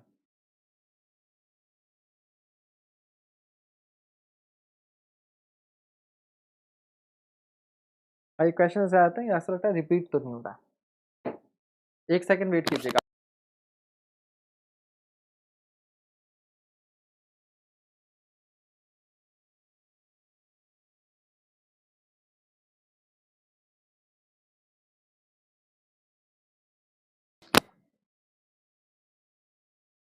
हाँ जी। तो consider the following statements about the air and training admixture, ये इम्प्रूव वर्केबिलिटी, सही बात है। Improve durability, freezing and थॉइंग, reduce segregation during placing, decrease concrete density. तो पहला दूसरा और चौथा तो हम लोग श्योर हैं, तो आपका आंसर क्या हो जाएगा? ए ही हो जाएगा। आपका आंसर क्या हो जाएगा? ए ही हो जाएगा। ठीक है, पहला दूसरा चौथा आप 100% श्योर हैं, और एक ही ऑप्शन ऐसा है जिसमें पहला दूसरा चौथा आ रहा है, तो आपका तीसरा भी सही हो गया कि एयर एंट्रेनिंग एजेंट जो हो जाएंगे आपके, ये सेग्रीगेशन को भी कंट्रोल करेंगे। ठीक है, इसको भी कंट्रोल करेंगे। Next question.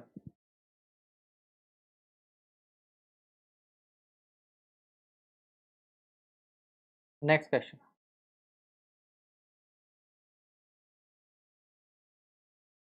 ड्यूरेबिलिटी को देवेंद्र इसलिए इंक्रीज करेगा बिकॉज फ्रीजिंग एंड थॉइंग को कंट्रोल करता है। फ्रीजिंग एंड थॉइंग क्या होता है कि जहाँ पर टेम्परेचर बहुत कम होता है वहाँ पर मॉइस्चर जम जाता है। जब मॉइस्चर जमता है तो उसका वॉल्यूम राइज करता है, जिससे इंटरनल प्रेशर की वजह से क्रैक्स डेवलप होता है। बाद में ये जो अब मॉइस्चर होता है जो फ्रीज हो जाता है वो पिघल जाता है।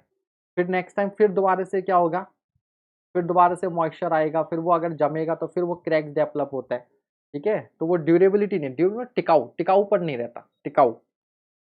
Consider the following statements: admixtures are added to concrete to increase its strength,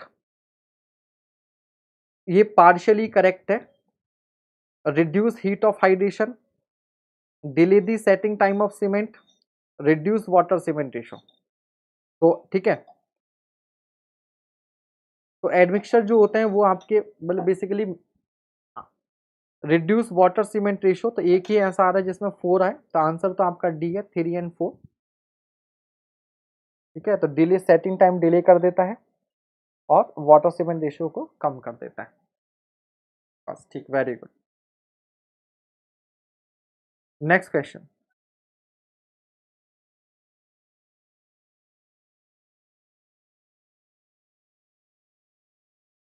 veto, ये क्वेश्चन ऐसा है इसीलिए देखो यहाँ पर भी ये स्टार लगा रखा है, यहाँ पर ये स्टार लगा रखा है इसी वजह से।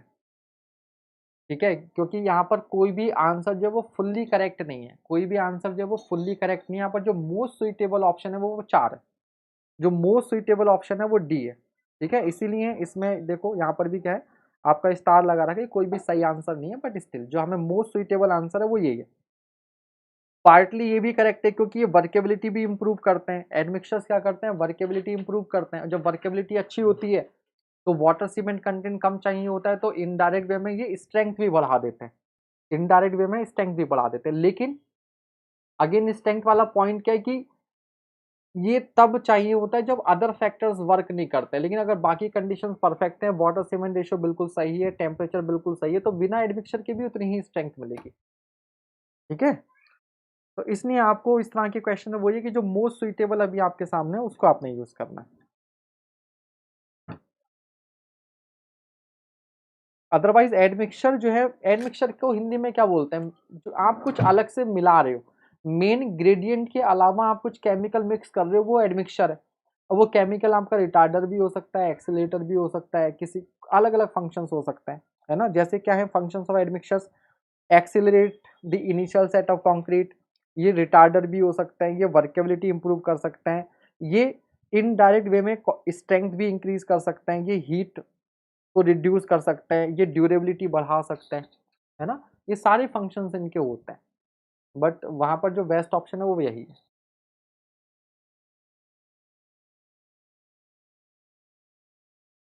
चलिए नेक्स्ट क्वेश्चन। और बस इन्हीं चीजों के लिए हमने ये क्वेश्चन प्रैक्टिस करनी है और कुछ नहीं, इसी के लिए हमें ये क्वेश्चन प्रैक्टिस करनी है ताकि सम्मिश्रण या सम्मिश्रक, सम्मिश्रक, ठीक है, ताकि इस तरह के क्वेश्चंस को करने के लिए हम लोग पहले से मेंटली प्रिपेयर्ड रहें। Consider the following statements, strength of concrete cube is inversely proportional to water cement ratio. सही बात है। पहला, वाटर सीमेंट रेशो अगर बढ़ेगा तो स्ट्रेंथ क्या होती है, कम होती है। A rich concrete mix gives a higher strength than a lean concrete mix since it has more cement content। सही बात है, ठीक है। थर्ड कह रहा है shrinkage cracks on concrete surface are due to excess water in mix, ये भी सही है, ये तो तीनों सही हो गए। हुआ तो क्या आ गया आंसर, ए हो गया, 1 2 3। Next question,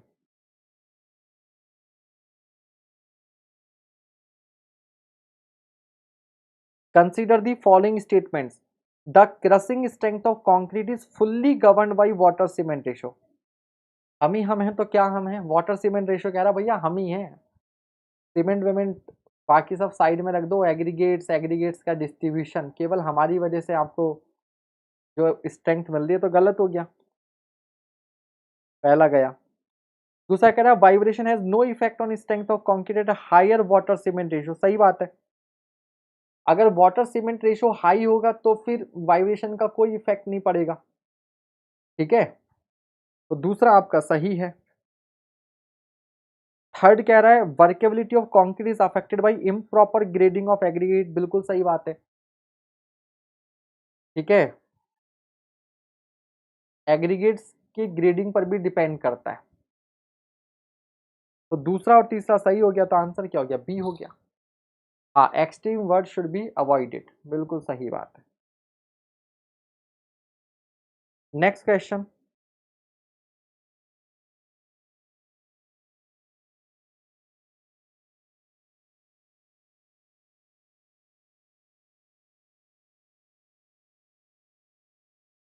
consider the following statements, entrainment of air in concrete is done so as to increase the workability, सही बात है।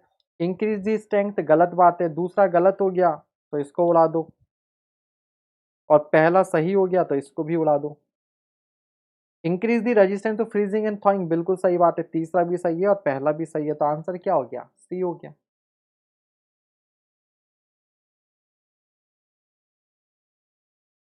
ठीक है, बहुत बढ़िया।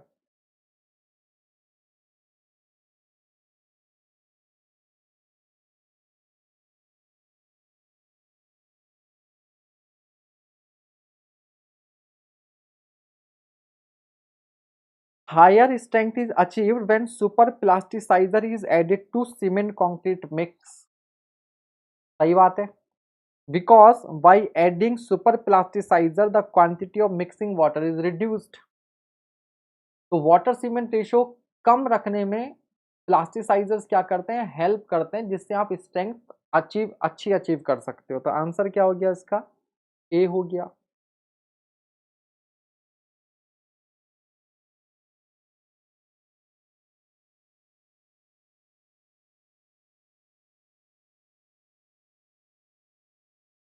नेक्स्ट क्वेश्चन,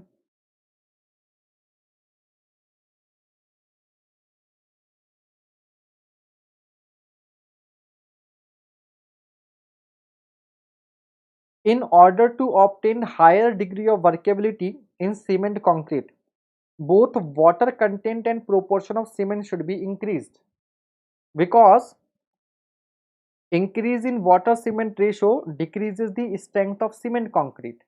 अब mix with higher workability must have higher proportion of cement in it. कोई बात नहीं देवेंद्र, कोई दिक्कत नहीं है।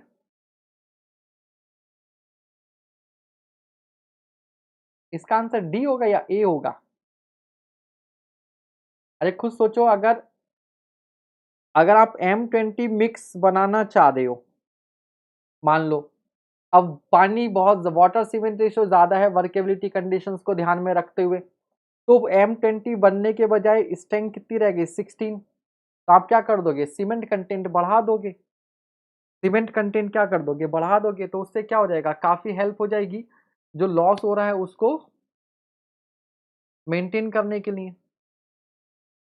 ठीक है, आंसर इसका क्या होगा? ए होगा।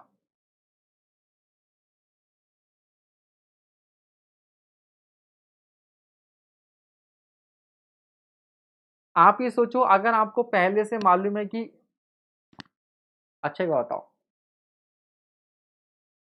घर में कभी कभी हमारे कुछ इस तरह की सब्जियां बनती हैं जिनमें, जैसे मान लो फॉर एग्जांपल, आपके यहाँ अगर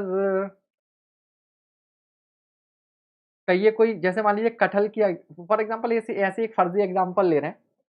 फॉर एग्जांपल यहाँ पर आपके यहाँ पर आपके फैमिली में इतने मेंबर्स हैं कि 1 kg लौकी जो होती है वो सफिशिएंट हो जाती है। लौकी या तुरई ले लो, लौकी या तुरई ले लो, ये 1 kg सफिशिएंट हो जाती है आपकी फैमिली के लिए। तो अगर आपके घर पर किसी दिन कटहल बनेगा तो वो भी आप 1 kg लेकर आओगे? बताओ, वो भी 1 kg लेकर आओगे? आपको मालूम है कि अगर मैं ये सब्जी लेके आता हूँ, इसका छिलका बहुत मोटा होता है, तो यहाँ पर क्या होगा, जो इफेक्टिव वेट है वो मुझे कम मिलेगा। तो उसको कॉम्पनसेट करने के लिए आप क्या करोगे?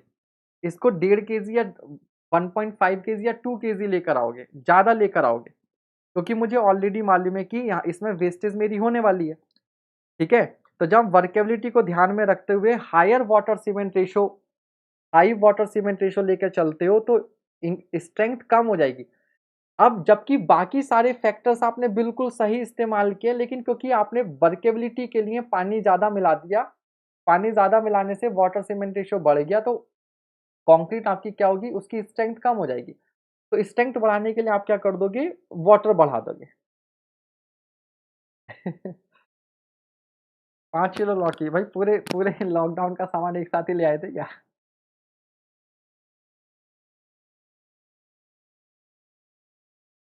ठीक है, समझ गए बात को? नहीं समझे?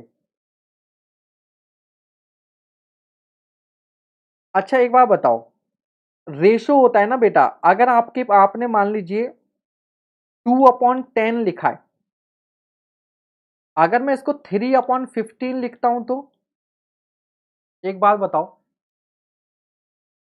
यहां पर ये बताओ, चाहे 2/10 लिखूं या 3/15 लिखूं, बात एक है या नहीं है?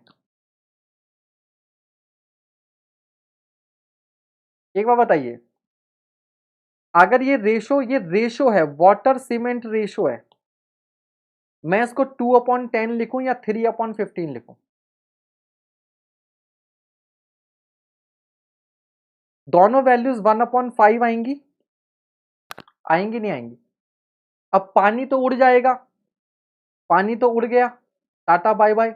लेकिन ये क्या रह गया? सीमेंट। तो सीमेंट तो ज्यादा हो गया ना, तो सेम रेशो पर आप सीमेंट ज्यादा यूज कर सकते हो या नहीं कर सकते हो, ये बताओ। ये भी है 2/10 और ये 3/15, दोनों वैल्यूज 1/5 ही है ना। लेकिन ये तो इवोपरेबल है, ये क्या हो गया? एक तरीके से क्या हो गया? सेम रेशो पर सीमेंट आपने बढ़ा दिया ना, सेम रेशो पर सीमेंट आपने बढ़ा दिया। अभी समझे या अभी भी नहीं समझे?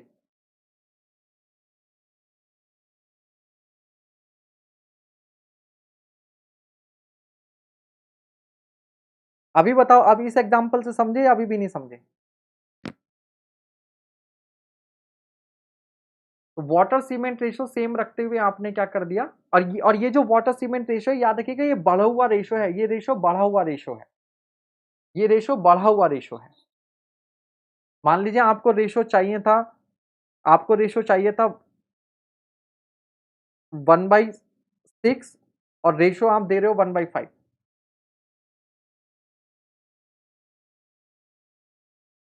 क्योंकि अगर तुम खाली सीमेंट सीमेंट बढ़ाओगे तो फिर तो वो पेस्ट स्टिफ बन जाएगा ना, फिर तो वर्केबिलिटी खत्म हो जाएगी।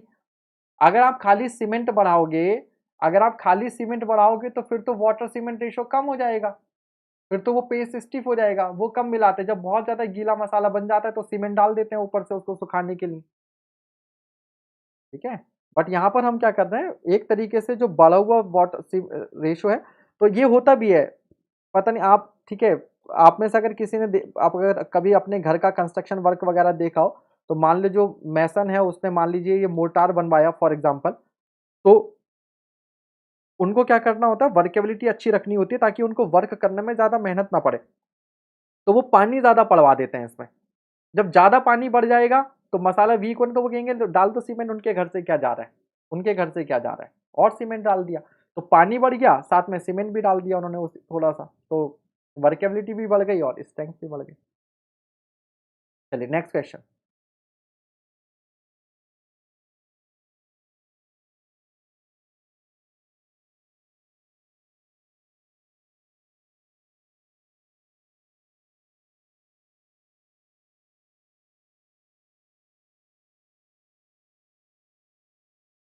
Consider the following activities.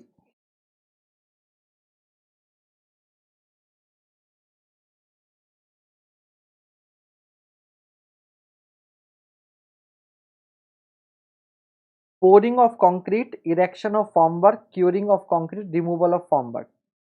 तो सबसे पहले क्या करोगे, इरेक्शन ऑफ फॉर्मवर्क तैयार करेंगे, उसके बाद में पोरिंग ऑफ कंक्रीट करेंगे, फिर क्या करेंगे, फॉर्मवर्क हटा देंगे और उसके बाद में फिर उसकी क्यूरिंग करते रहेंगे। तो 2 1 4 3।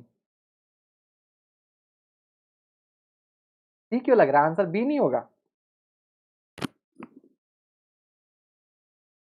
फॉर्मवर्क के अंदर ही क्यूरिंग करते रहोगे।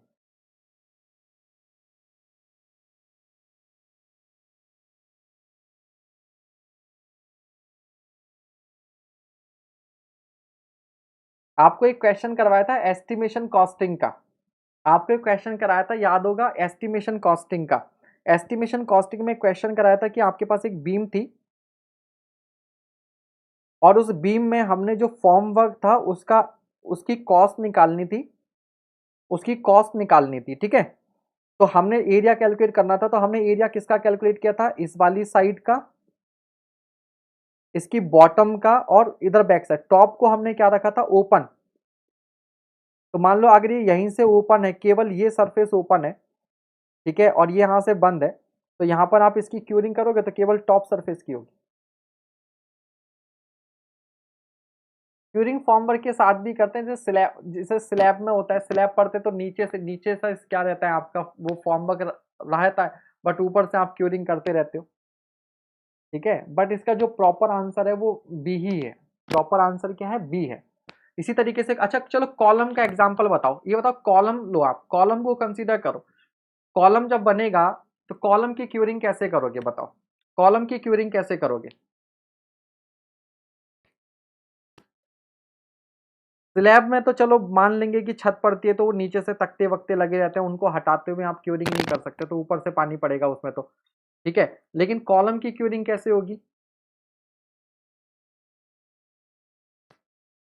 तो initial setting time, final setting time, 10 घंटे बाद वो फाइनली सेट हो गया ना, फाइनल सेटिंग टाइम में 10 घंटे बाद वो फाइनल सेट हो गया, तो आप क्यूरिंग 24 घंटे बाद स्टार्ट करोगे अगले दिन से, है ना। तो कॉलम के एग्जाम्पल से ये परफेक्टली क्लियर हो गया, ठीक है।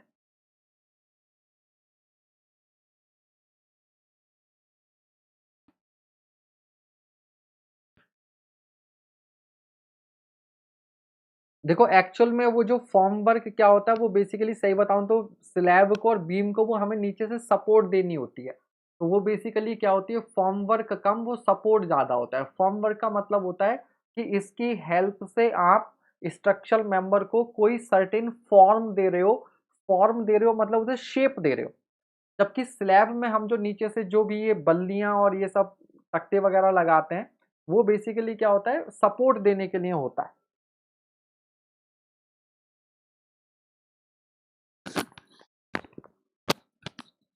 ये किसी ने वो जसपाल सर का शेयर किया था। मध्यम मार्ग वो आ रहा है, फ्रेम ऊपर से पौधे उगाएंगे उसमें। देखा था किसी ने वो वीडियो, बहुत छोटा सा वीडियो था। क्वेश्चन पूछा, सर मैंने इरिगेशन नहीं पढ़ा, मैं कंक्रीट कैसे पढ़ूंगा? तो जसपाल सर कहते हैं उसे कि भाई कैसे, हाँ सही बात है, पढ़ ही नहीं पाओगे क्योंकि क्यूरिंग करेंगे तो पौधे कैसे उगाओगे तुम उसके अंदर, इरिगेशन तो तुम पढ़कर नहीं आए। मेरे ख्याल से निशिकांत ने शेयर किया था, मेरे ख्याल से निशिकांत ने शेयर किया था वो टेलीग्राम ग्रुप में।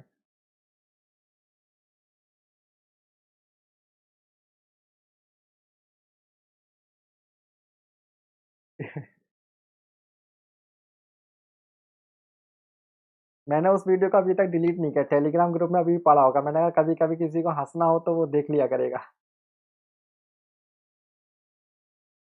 चलिए आगे अगला सवाल करते हैं। नेक्स्ट क्वेश्चन कीजिए।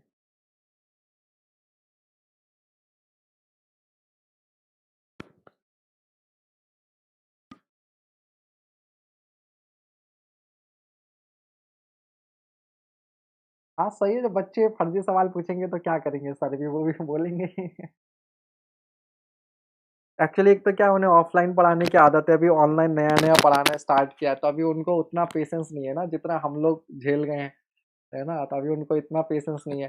क्लास में तो क्या होता है, स्टूडेंट कुछ पूछने से पहले 10 बार सोचता है कहीं बेइज्जती ना हो जाए। ऑनलाइन में कौन सा कोई फेस देख रहा है, कुछ भी फर्जी नाम से आ जाओ पढ़ने, कुछ भी कमेंट कर दो। कुछ भी कमेंट कर दो।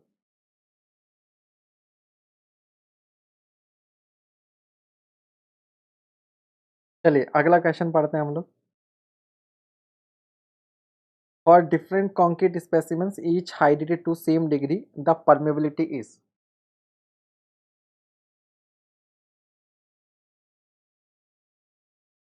सर अगर मजदूर ने सेटिंग गलत लगाई और 15-20 लाख का लॉस हो गया तो क्या होगा? मजदूर भाग जाएगा और क्या होगा?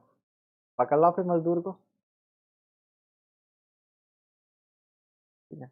For different concrete specimens each hydrated to the same degree the permeability is higher with lower water cement ratio, lower with lower water cement ratio and higher cement concrete, lower with higher water cement, lower with higher water cement। देखो higher water cement ratio होता है तो अंदर pores develop होते हैं, और pores develop होंगे तो परमेबिलिटी बढ़ेगी, ना कि घटेगी, ना कि घटेगी। तो lower with lower water cement ratio.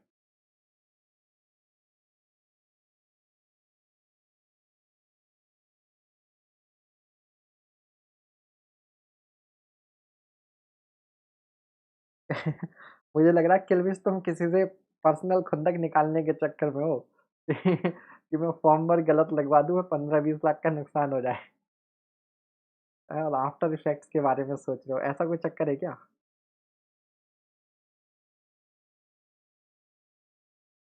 भाई मजदूर को तो सुपरवाइजर जो बोलेगा वो करेगा, है ना? कॉन्ट्रैक्टर सुपरवाइजर उनका काम है, ठीक है?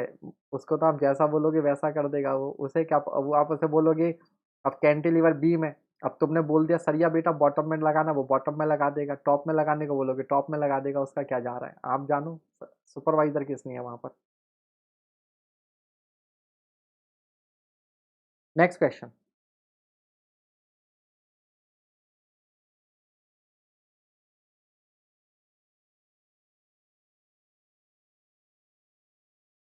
Consider the following statements. The compressive strength of concrete decreases with increase in water cement ratio of the concrete mix, सही बात है। फिर कह रहे हैं water is added to concrete mix for hydration of cement and workability, बिल्कुल सही बात है। Creep and shrinkage of concrete are independent of the water cement ratio in concrete mix, ये क्या सही बात है? नहीं, सरासर गलत बात है। अरे यार फिर तो हमने बेकार मेहनत की। तीसरा वाला, तीसरे से ही ये सारे एलिमिनेट हो रहे हैं और आंसर आपका ए आ रहा है। सर पिछले क्वेश्चन को समझा दो बेटा, परमेबिलिटी क्या होता है? परमेबिलिटी क्या होता है कि आजकल बारिश का दिन है और आपकी छत पर पानी भर गया और आप आराम से अपने रूम में सो रहे थे और वहां से पानी टपकने लगा। वो एक ऐड आता था ना, एक टपकती बूंद आपकी जिंदगी खराब कर सकती है। ऐड देखा था वो, है ना? पानी की बूंद गिरती है और चेक पर 10 लाख का चेक था और आगे का एक जो है वो मिट जाता है। ठीक है, तो जब हम लोग वाटर सीमेंट रेशो हाई लेके चलते हैं, जब हम लोग वाटर सीमेंट रेशो हाई लेके चलते हैं तो अंदर कैपिलरी पोर्स बन जाता है। ठीक है, तो उससे क्या होगा, परमेबिलिटी बढ़ जाएगी, बढ़ जाएगी। ठीक है, अब वाटर सीमेंट रेशो आप कम रखकर चलोगे और सीमेंट कंटेंट ज़्यादा रहेगा तो स्ट्रॉन्ग कंक्रीट बनेगी, इंटरनल क्रैक्स, इंटरनल पोर्स हैं वो कम बनेंगे, तो आपकी जो परमेबिलिटी होगी वो कम होगी। ठीक है, ये तो मेलोडी खाओ खुद जान जाओ वाले सवाल हैं। Next question. क्या पापा लगाया, अभी तो एक ही जीरो, एक और।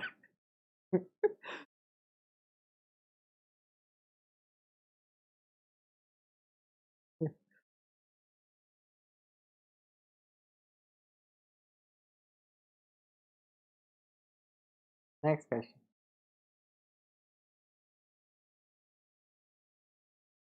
मेरे ख्याल से एमसील जो है इसका इसका ऐड था वो शायद। चलिए next question. According to the Indian standard specification concrete should be cured under a humidity of, ठीक है तो भैया 90%।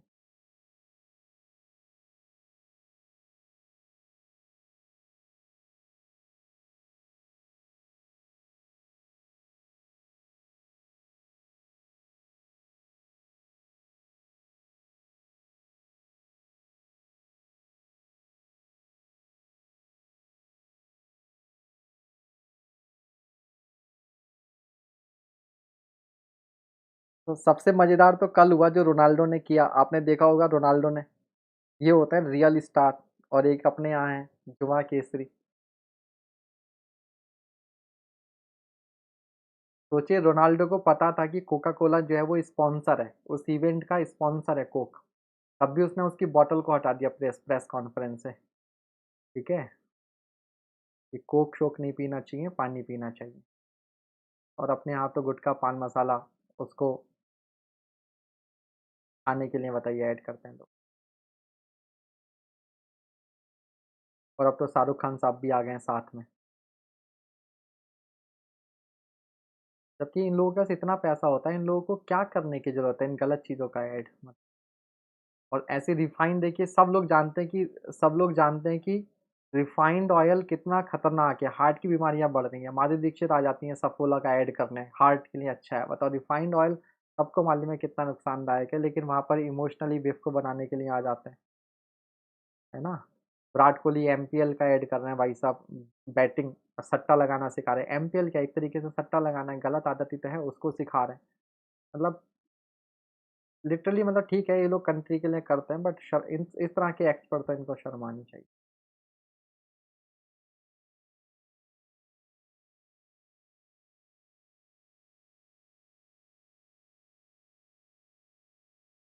और देखो उसका एक से काम नहीं चला तो वो मतलब शाहरुख भाई साहब को भी ले आए वहां पर।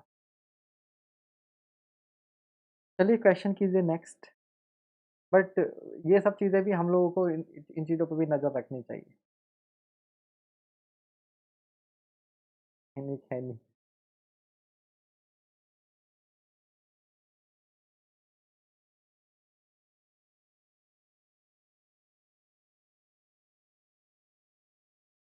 Consider the consider the following statements. In a typical compression test with a cylindrical concrete specimen, failure is initiated by crushing in compression, inclined shear failure, longitudinal tensile crack। हाँ, पैसे का लालच है लेकिन एक लिमिट तक ही होना चाहिए ना। तो यहाँ पर क्या होता है, लॉन्गिट्यूडिनल क्रैक पड़ता है। ठीक है,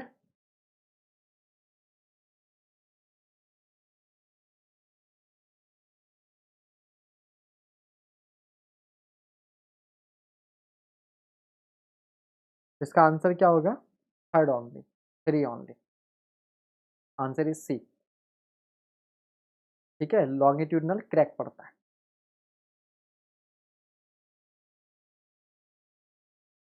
next question.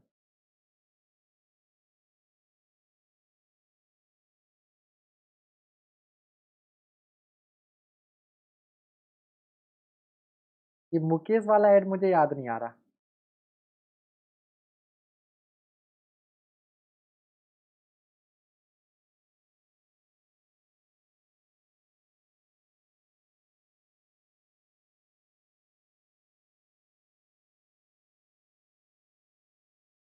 If one intends to obtain the best workability of concrete, the preferred shape of aggregate workability के लिए क्या आंसर होगा? ए होगा राउंड।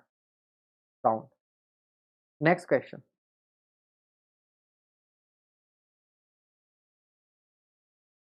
अच्छा, कैंसर का है, ओके। हाँ, कुछ को ध्यान आ रहा है। एक्चुअली बहुत टाइम से मूवी देख रही ना मॉल में जाकर, तो मूवी के पहले दिखाते थे इस शहर को हुआ क्या। हाँ, एक ये था और एक दो और ऐड आते थे।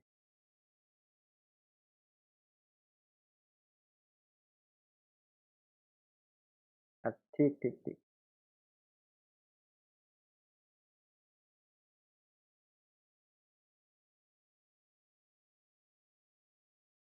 Next question. Consider these following statements as regards of rheology of concrete. It deals with strength of concrete. It deals with deformation in concrete. It is the study of deformation of flow of concrete. It deals with rate of shear and shear stress in concrete. तो तीसरा और चौथा तो हम लोग हर हाल में sure हैं, ये थर्ड एंड फोर्थ तो हो गई होगा। हाँ, प्रीवियस टेस्ट में कंप्रेशन टेस्ट था, बिल्कुल सही बात है। तो कीर्तन जी, कभी आपने अमरूद खाया है? अमरूद, और अमरूद यानी कि गुआवा, और आपके पास चाकू ना हो उसे काटने के लिए, और आपको देखना है कि अंदर कोई कीड़ा वगैरह नहीं है, तो हम लोग क्या करते थे? अमरूद को अपने हाथों से कंप्रेस करते थे। तो क्या होता था? वो दो पार्ट में टूट जाता था। तो सोचो, वो अमरूद को जब हम लोग कंप्रेस करते हैं तो वो दो पार्ट में टूट कैसे जाता है? उसके लिए तो खींचना चाहिए। तो क्या होता है, जब एक साइड से कंप्रेशन होता है तो दूसरे साइड में क्या आ जाता है? टेंशन। तो टेंसाइल क्रैक पड़ता है। तो इसी तरीके से सिलेंडर पर जब हम लोग एक एक प्लेन पर जब हम लोग कंप्रेशन लगाते हैं तो दूसरी साइड में क्या होता है? क्रैक पड़ जाता है। ठीक है, और दूसरा भी श्योर है आप, it deals with deformation in concrete. तो भैया ठीक है, बिल्कुल सही बात है, डिफॉर्मेशन भी आ गया, क्योंकि डिफॉर्मेशन होगा तभी तो आपका shear rate of shear strain आएगा, है ना? तो दूसरा भी श्योर, तो दूसरा तीसरा चौथा सही है, तो आपका आंसर ए हो गया। यानी कि ये कंक्रीट की स्ट्रेंथ से भी डील करेगा। ऑब्वियस सी बात है, अगर ज़्यादा स्ट्रॉन्ग कंक्रीट होगी तो डिफॉर्मेशन कम होगा, अगर लेस स्ट्रॉन्ग कंक्रीट है तो डिफॉर्मेशन ज़्यादा होगा। ठीक है, ज़्यादा होगा।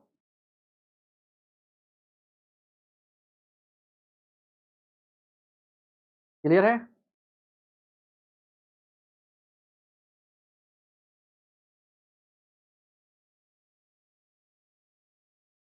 चलिए, next question.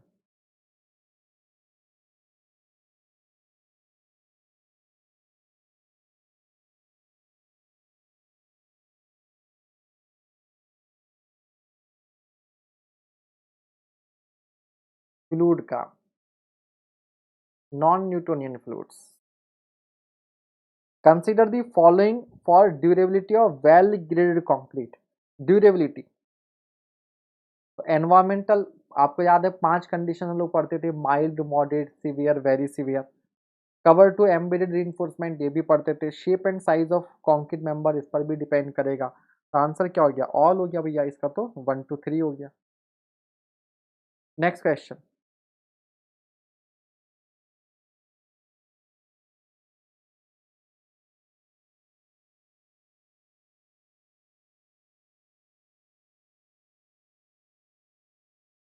Consider the common methods related to testing of concrete. Which of these methods refer to measuring workability? Workability के लिए कौन कौन से मेथड्स यूज होते हैं, इसकी बात हो रही है। तो कंसिस्टेंसी कोई टेस्ट नहीं है, कंसिस्टेंसी वर्केबिलिटी का ही नाम है एक तरीके से। जो टेस्ट है वो है आपका compacting factor, VB and slump. तो 2, 3, 5। तो आंसर इज डी, 2, 3, 5।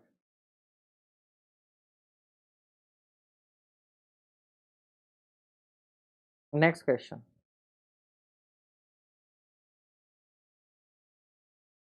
देखो, हमने काफी अच्छे खासे क्वेश्चंस किए आज। तो आप ये देख सकते हो कि भले से कुछ क्वेश्चंस थोड़े से टेढ़े-मेढ़े होते हैं, बट मैक्सिमम क्वेश्चंस का आप ईज़िली आंसर दे सकते हो अगर आप प्रॉपर कॉम्बिनेशन मतलब प्रॉपर फोकस के साथ पढ़ो, एलिमिनेशन करो सही से तो।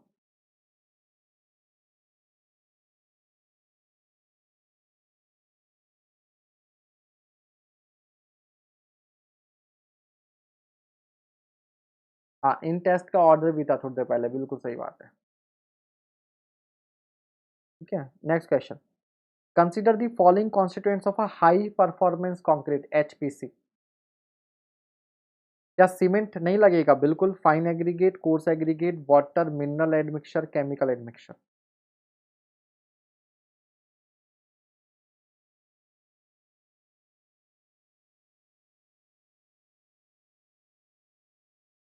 ठीक है, तो सारी हो जाएंगे।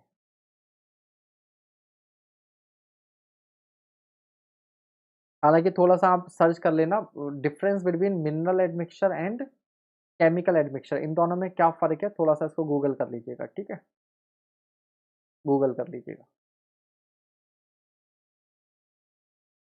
Closely graded materials are better than well graded materials in so far as designs of concrete mixes are considered. हाँ भाई, वेल ग्रेडेड के कंपेरेटिवली क्लोजली ग्रेडेड सही होगा क्या? ये तो गलत हो गया, तो आंसर सीधे ही क्या हो गया, डी हो गया। Interparticle spaces must be well packed densely for resulting in good mix, इसी वजह से वेल ग्रेडेड होना चाहिए, ना कि क्लोजली ग्रेडेड। ठीक है, ना कि क्लोजली ग्रेडेड। भैया अपना वर्क आप लोग करते रहिएगा, लाइक शेयर सब्सक्राइब करते रहिएगा। ठीक है, नेक्स्ट क्वेश्चन।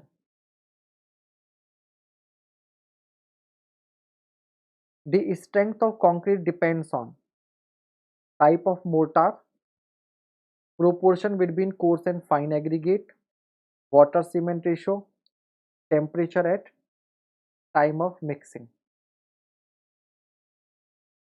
ठीक है, और आपको इनमें से कोई दो ही ऑप्शन जो है वो चुनने हैं। तो सबसे पहली बात, water cement ratio and proportion between coarse and fine aggregate, इन दोनों को तो आपको हर हाल में लेना ही पड़ेगा।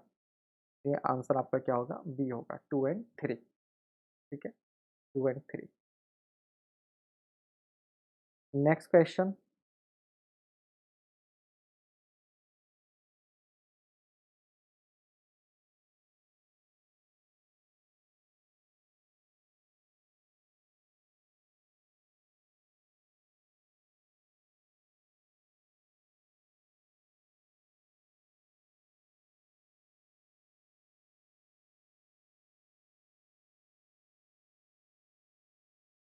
The workability of concrete is assessed through. हिम पांडे जी, मैं अगेन बोल रहा हूँ, इस तरह के क्वेश्चंस में हमेशा आपको मोस्ट अप्रोप्रिएट आंसर जो है वो सेलेक्ट करना होता है, जो सबसे सही है। ऑब्जेक्टिव में यही होता है, क्या सही है क्या गलत नहीं, सबसे ज्यादा सही क्या है वो। ठीक है, workability of concrete, slump test, compaction factor, setting type of cement, leachability separators. तो आंसर क्या होगा, 1 and 2, slump test and compaction factor test.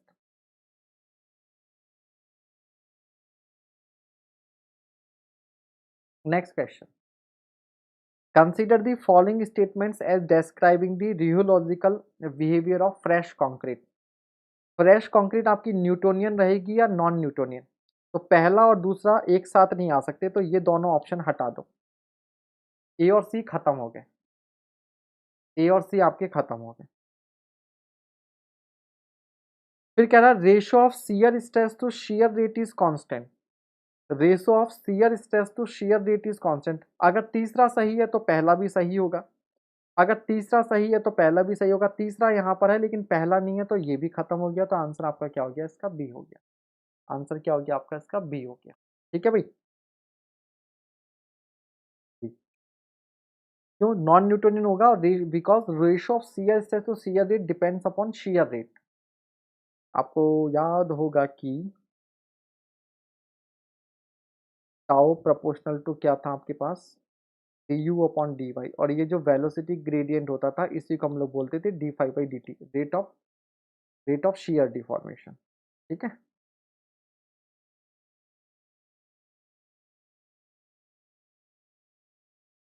तो ये सवाल देखो कितना सही तरीके से एलिमिनेशन जो है वो इसमें लगा है। ये बहुत बड़ी ट्रिक है ईएससी के क्वेश्चन को करने की, ठीक है। बहुत सारे क्वेश्चन, और ये नॉन टेक में आपको बहुत काम आएगा। ये नॉन टेक में आपको बहुत काम आएगा।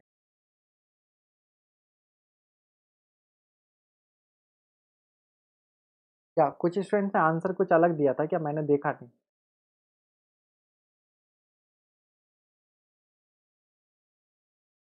अच्छा, कुछ ने डी बोल दिया था, कोई बात नहीं, कोई बात नहीं, मैंने देखा ही नहीं। ठीक है, answer B.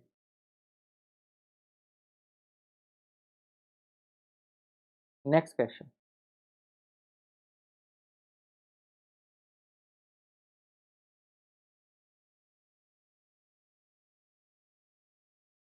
Which of the following test compares the dynamic modulus of elasticity of samples of concrete? तो भैया जहां कहीं भी डायनेमिक आ जाए वहां पर आप दिल्ली यूनिवर्सिटी को याद कर लीजिएगा। Dynamic modulus ultrasonic pulse velocity test. ठीक है।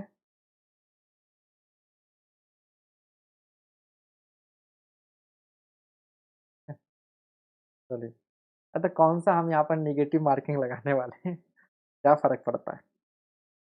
बल्कि अच्छा है यहाँ पर जो गलतियां हो जाए, अच्छा है एग्जाम में ना हो, एग्जाम में ना हो। Next question.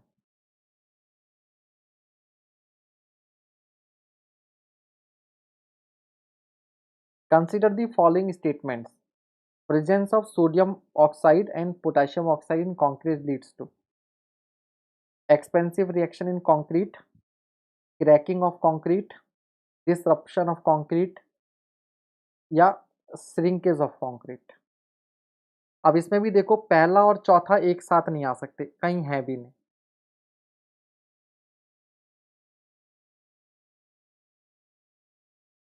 ठीक है, तो क्या आंसर होगा इसका? 1 2 एंड 3। एक्चुअल में क्या होता है, यहाँ पर एक रिएक्शन होती है एल्केलाई एग्रीगेट रिएक्शन। ठीक है, आपको याद होगा एल्केलाई एग्रीगेट रिएक्शन।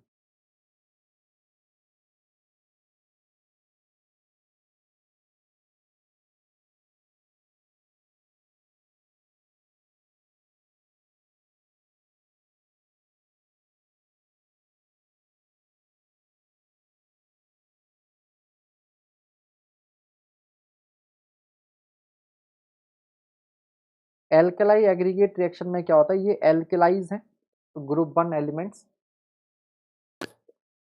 ठीक है, तो एल्केलाइज जो होते हैं जब एग्रीगेट से रिएक्शन करते हैं तो एक जेल फॉर्म होता है।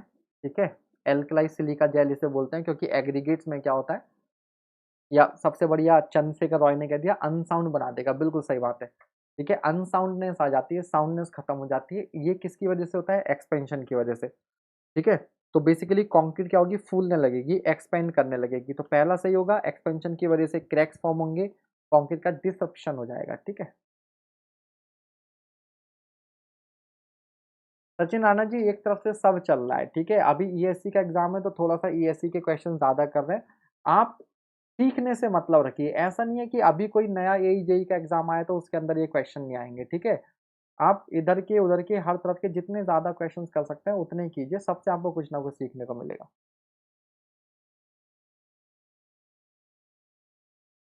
ठीक है भाई, तो आंसर ये हो जाएगा।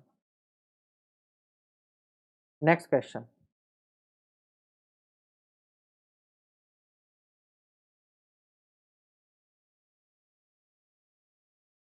Consider the following statement. The addition of calcium chloride in concrete results in increase shrinkage decrease setting time. तो सेटिंग टाइम कम होता है, एक्सीलरेटर है ना, और जब कंक्रीट जल्दी सेट करती है तो श्रिंकेज ज्यादा होती है।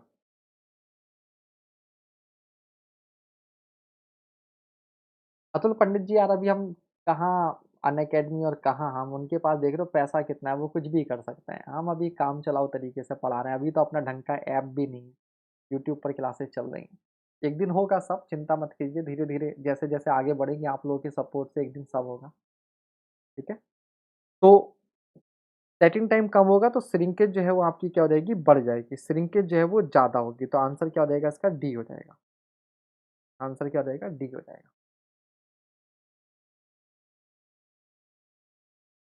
Next question,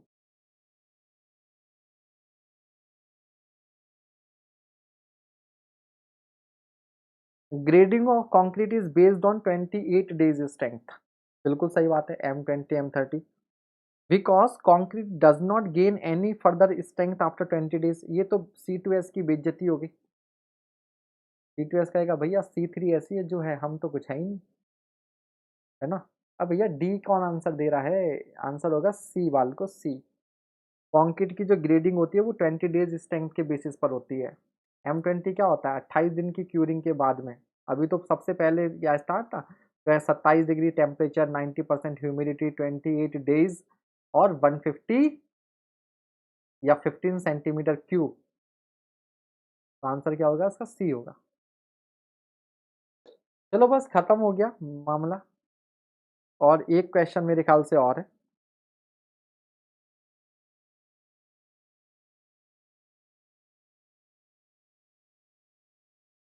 addition of admixture improve the workability of concrete. सही बात है। Addition of admixture increases the strength of concrete, ये भी सही बात है, बट ये इसका करेक्ट एक्सप्लेनेशन नहीं है। तो आंसर क्या हो जाएगा, बी। अब ये मत कहिएगा सर वहां पर तो इसको कंसीडर नहीं किया गया था, वहां पर स्टार लगा था। Addition of admixture increases the strength of concrete in indirect way में, बात सही है, बिकॉज वर्केबिलिटी इंप्रूव करेगा तो वाटर सीमेंट रेशियो कम लगेगा, वाटर सीमेंट रेशियो कम लगेगा तो इन दैट सेंस ये स्ट्रेंथ को इंप्रूव कर देगा। ठीक है, इसमें इसका आंसर बी होगा। इसमें इसका आंसर क्या होगा, बी होगा।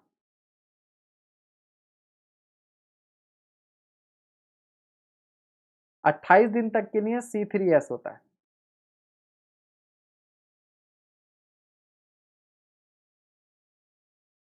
मैंने पहले तो, जैसे पहले तो अनअकैडमी ने मुझे 2 या 3 महीने लटकाया, तो मैंने रोमन सैनी जी हैं उनको डायरेक्टली मैसेज किया। तो उसके बाद हालांकि मुझे काफ़ी तगड़ा ऑफर उन्होंने बाद में दिया था। ठीक है, काफ़ी बड़ा ऑफर वहाँ से आया, और फिर मैंने मना ही कर दिया, मैंने कहा अब करना ही नहीं, अब मैंने अपना अलग स्टार्ट कर दिया तो अब अपना ही करूँगा।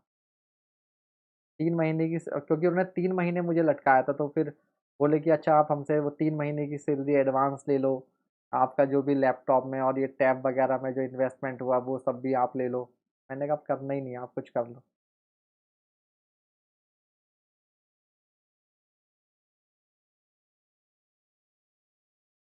ठीक है, तो next question, in a last question आज का, in a concrete mix if the maximum size of coarse aggregate is increased, the proportion of fine to coarse aggregate should B.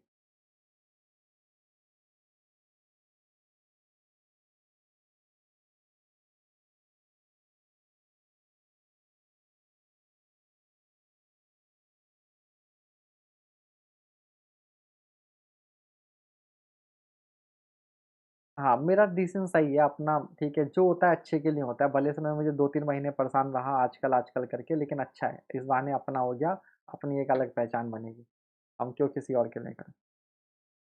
In a concrete mix if the maximum size of coarse aggregate is increased, the proportion of fine to coarse aggregate should be, decrease कर जाएगा। अभी इसका logic पीछे दिया था वही logic हो जाएगा, वही लॉजिक हो जाएगा, क्यों, क्योंकि अगर हम कोर्स एग्रीगेट का साइज जब इंक्रीज करेंगे तो वॉइड्स क्या करेंगे, डिक्रीज करेंगे, और वॉइड्स डिक्रीज करेंगे तो फाइन्स डिक्रीज करेंगे, और अगर फाइन्स डिक्रीज करेंगे तो the proportion of fine to coarse aggregate क्या करेगा, डिक्रीज करेगा, डिक्रीज करेगा।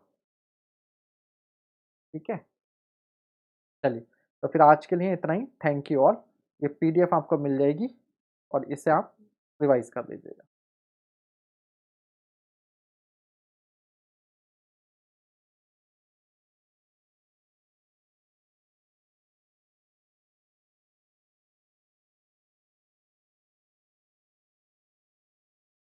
अभी मैं बाकी सारे ग्रुप्स में केवल ये आज आज की पीडीएफ दे रहा हूँ, और या एक काम करता हूँ मैं, ये मेरे ख्याल से ये कंबाइंड कंबाइंड नहीं है। चलो अभी 2-5 मिनट का टाइम, 2-4 मिनट बाद मैं क्या करूँगा, जो अभी तक का बिल्डिंग मटेरियल है उसका एक कंप्लीट पीडीएफ बनाकर दे दूँगा, ठीक है? अभी तक जितना भी क्यूआरपी और ईएससी के क्वेश्चंस हुए हैं, सबका कंप्लीट पीडीएफ दे देंगे। कल क्या किया जाएगा? कल हाइड्रोलॉजी इरिगेशन देखते हैं, बाकी सब तो हो ही गया है। एफएमबी हो गया, एनवायरनमेंट हो गया, सॉइल हो गया, हाईवे हो गया, रेलवे हो गया, सर्वे हो गया, आज बीएमबी हो गया। कल हाइड्रोलॉजी इरिगेशन देखते हैं, ठीक है? हाइड्रोलॉजी, पहले हाइड्रोलॉजी करेंगे। अगर मुझे लगा कि हाइड्रोलॉजी के क्वेश्चंस कम रह पाते हैं तो मैं आपको क्या करूंगा, तब इरिगेशन कंसीडर करूंगा। एक दिन एजू फॉर टेक का भी डंका बजेगा, बिल्कुल सब आप लोगों के सपोर्ट से है, तो बिल्कुल होगा। ठीक है, चलिए फिर अभी के लिए इतना ही। Thank you all.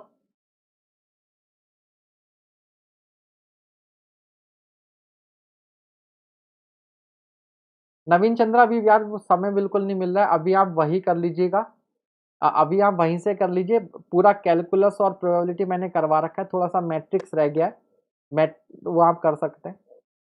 बाकी और भी अच्छे चैनल्स हैं, आप गेट एकेडमी पे गुरुपाल सर हैं, वो भी मैथ्स बहुत अच्छा पढ़ाते हैं, वहाँ से आप देख सकते हो। और ये दिलीप हैं, ये कोई मैम बता रहे थे अन अकेडमी पर, पता नहीं क्या नाम है उनका, वहाँ से आप पढ़ सकते हो। फिलहाल जब तक मैं नहीं पढ़ा रहा हूँ, जब तक मैं नहीं पढ़ा रहा हूँ ना। और बाकी मैं कोशिश करूँगा टाइम मिल जाएगा तो। हाँ हेमंत जी, पहले हाइड्रोलॉजी, अगर क्योंकि मैं काफ़ी क्वेश्चंस ऑलरेडी करवा चुका हूँ, छोटे सब्जेक्ट हैं, इरिगेशन के भी, ईएससी के और हाइड्रोलॉजी के भी मैं काफ़ी क्वेश्चन करवा चुका हूँ, क्योंकि इसलिए मैंने कहा प्रियंका मैम है, ठीक है हाँ। तो ये उनको रिकमेंड करते हैं, आप उनके भी लेक्चर देख सकते हो मैथ्स के लिए। बस ये है कि थोड़े नंबर ऑफ लेक्चर्स ज़्यादा होंगे वहाँ पर, बस इतना है ना। चलिए प्रिय, हाँ ठीक है।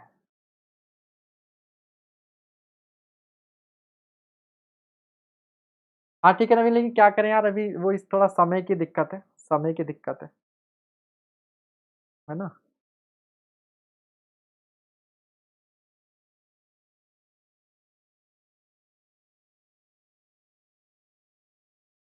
लेकिन मैंने बस मेरे ही लेक्चर्स में ये है कि मैंने वहाँ पर क्वेश्चंस भी कराए हैं, लेकिन बहुत कम नंबर ऑफ लेक्चर्स में, मेरे ख्याल से मैंने 16 या 17 लेक्चर में complete calculus, differential integral with questions complete कर रखा है, और प्रोबेबिलिटी भी मेरे ख्याल से केवल 5 या 6 लेक्चर्स में।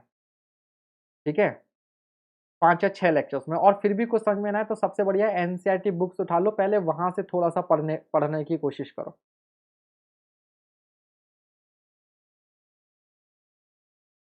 ठीक है दिलीप, व्हाट्सएप पर क्या 9 बजने वाले हैं, भूख लग रही है?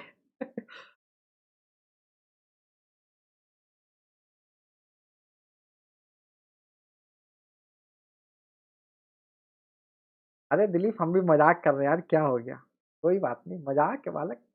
थोड़ा आज ना बड़ा सब्जेक्ट ही बड़ा बोरिंग था, तो हमने कहा थोड़ा सा हंसी मजाक हो जाए। ठीक है, थोड़ा सा आप लोगों के मन वो हो जाता है। मैंने प्लास्टिक एनालिसिस यार पुराने वाले चैनल पर ही पढ़ा रखा था। प्लास्टिक एनालिसिस जो है वो पुराने चैनल पर ही पढ़ा रखा है। ठीक है, हाँ प्लास्टिक एनालिसिस वहीं पे पढ़ाया हुआ है। इधर मैंने शायद नहीं पढ़ाया है इधर। हाँ बिल्कुल जा सकते हैं, ये बस एक 30 सेकंड का टाइम और लेंगे। ठीक है, अभी प्रवीण सर की क्लास का समय हो रहा है। ठीक है, चलिए फिर, गुड नाइट ऑल। तो ईएससी वाले बालकों से मिलते हैं हम लोग 10 बजे, 10 या 10:30 भी हो सकता है, बिकॉज आज मैं वैक्सीन लगवाने चला गया था, तो पीडीएफ आपकी तैयार नहीं है, तो जल्दी से खाना खा के पीडीएफ बनाता हूँ। 10 बजे तक बन गई तो 10 बजे, नहीं तो 10:30 पर होगी। अब मैराथन में नहीं हुआ है तो आप टेकपुर पे जाके देख लो, वहाँ पढ़ा रखा है।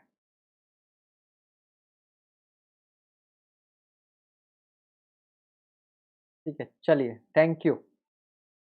हाँ, वॉइस मिसमैच होगी, कैमरा ऑन करके।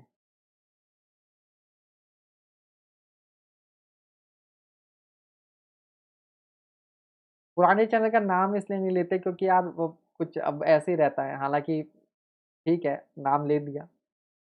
नाम जब थोड़ा सा, समझ रहे हो ना, कुछ बातें ऐसी हो जाती हैं उसके बाद फिर,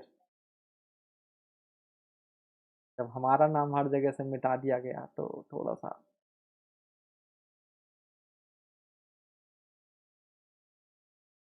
चलिए गुड नाइट गुड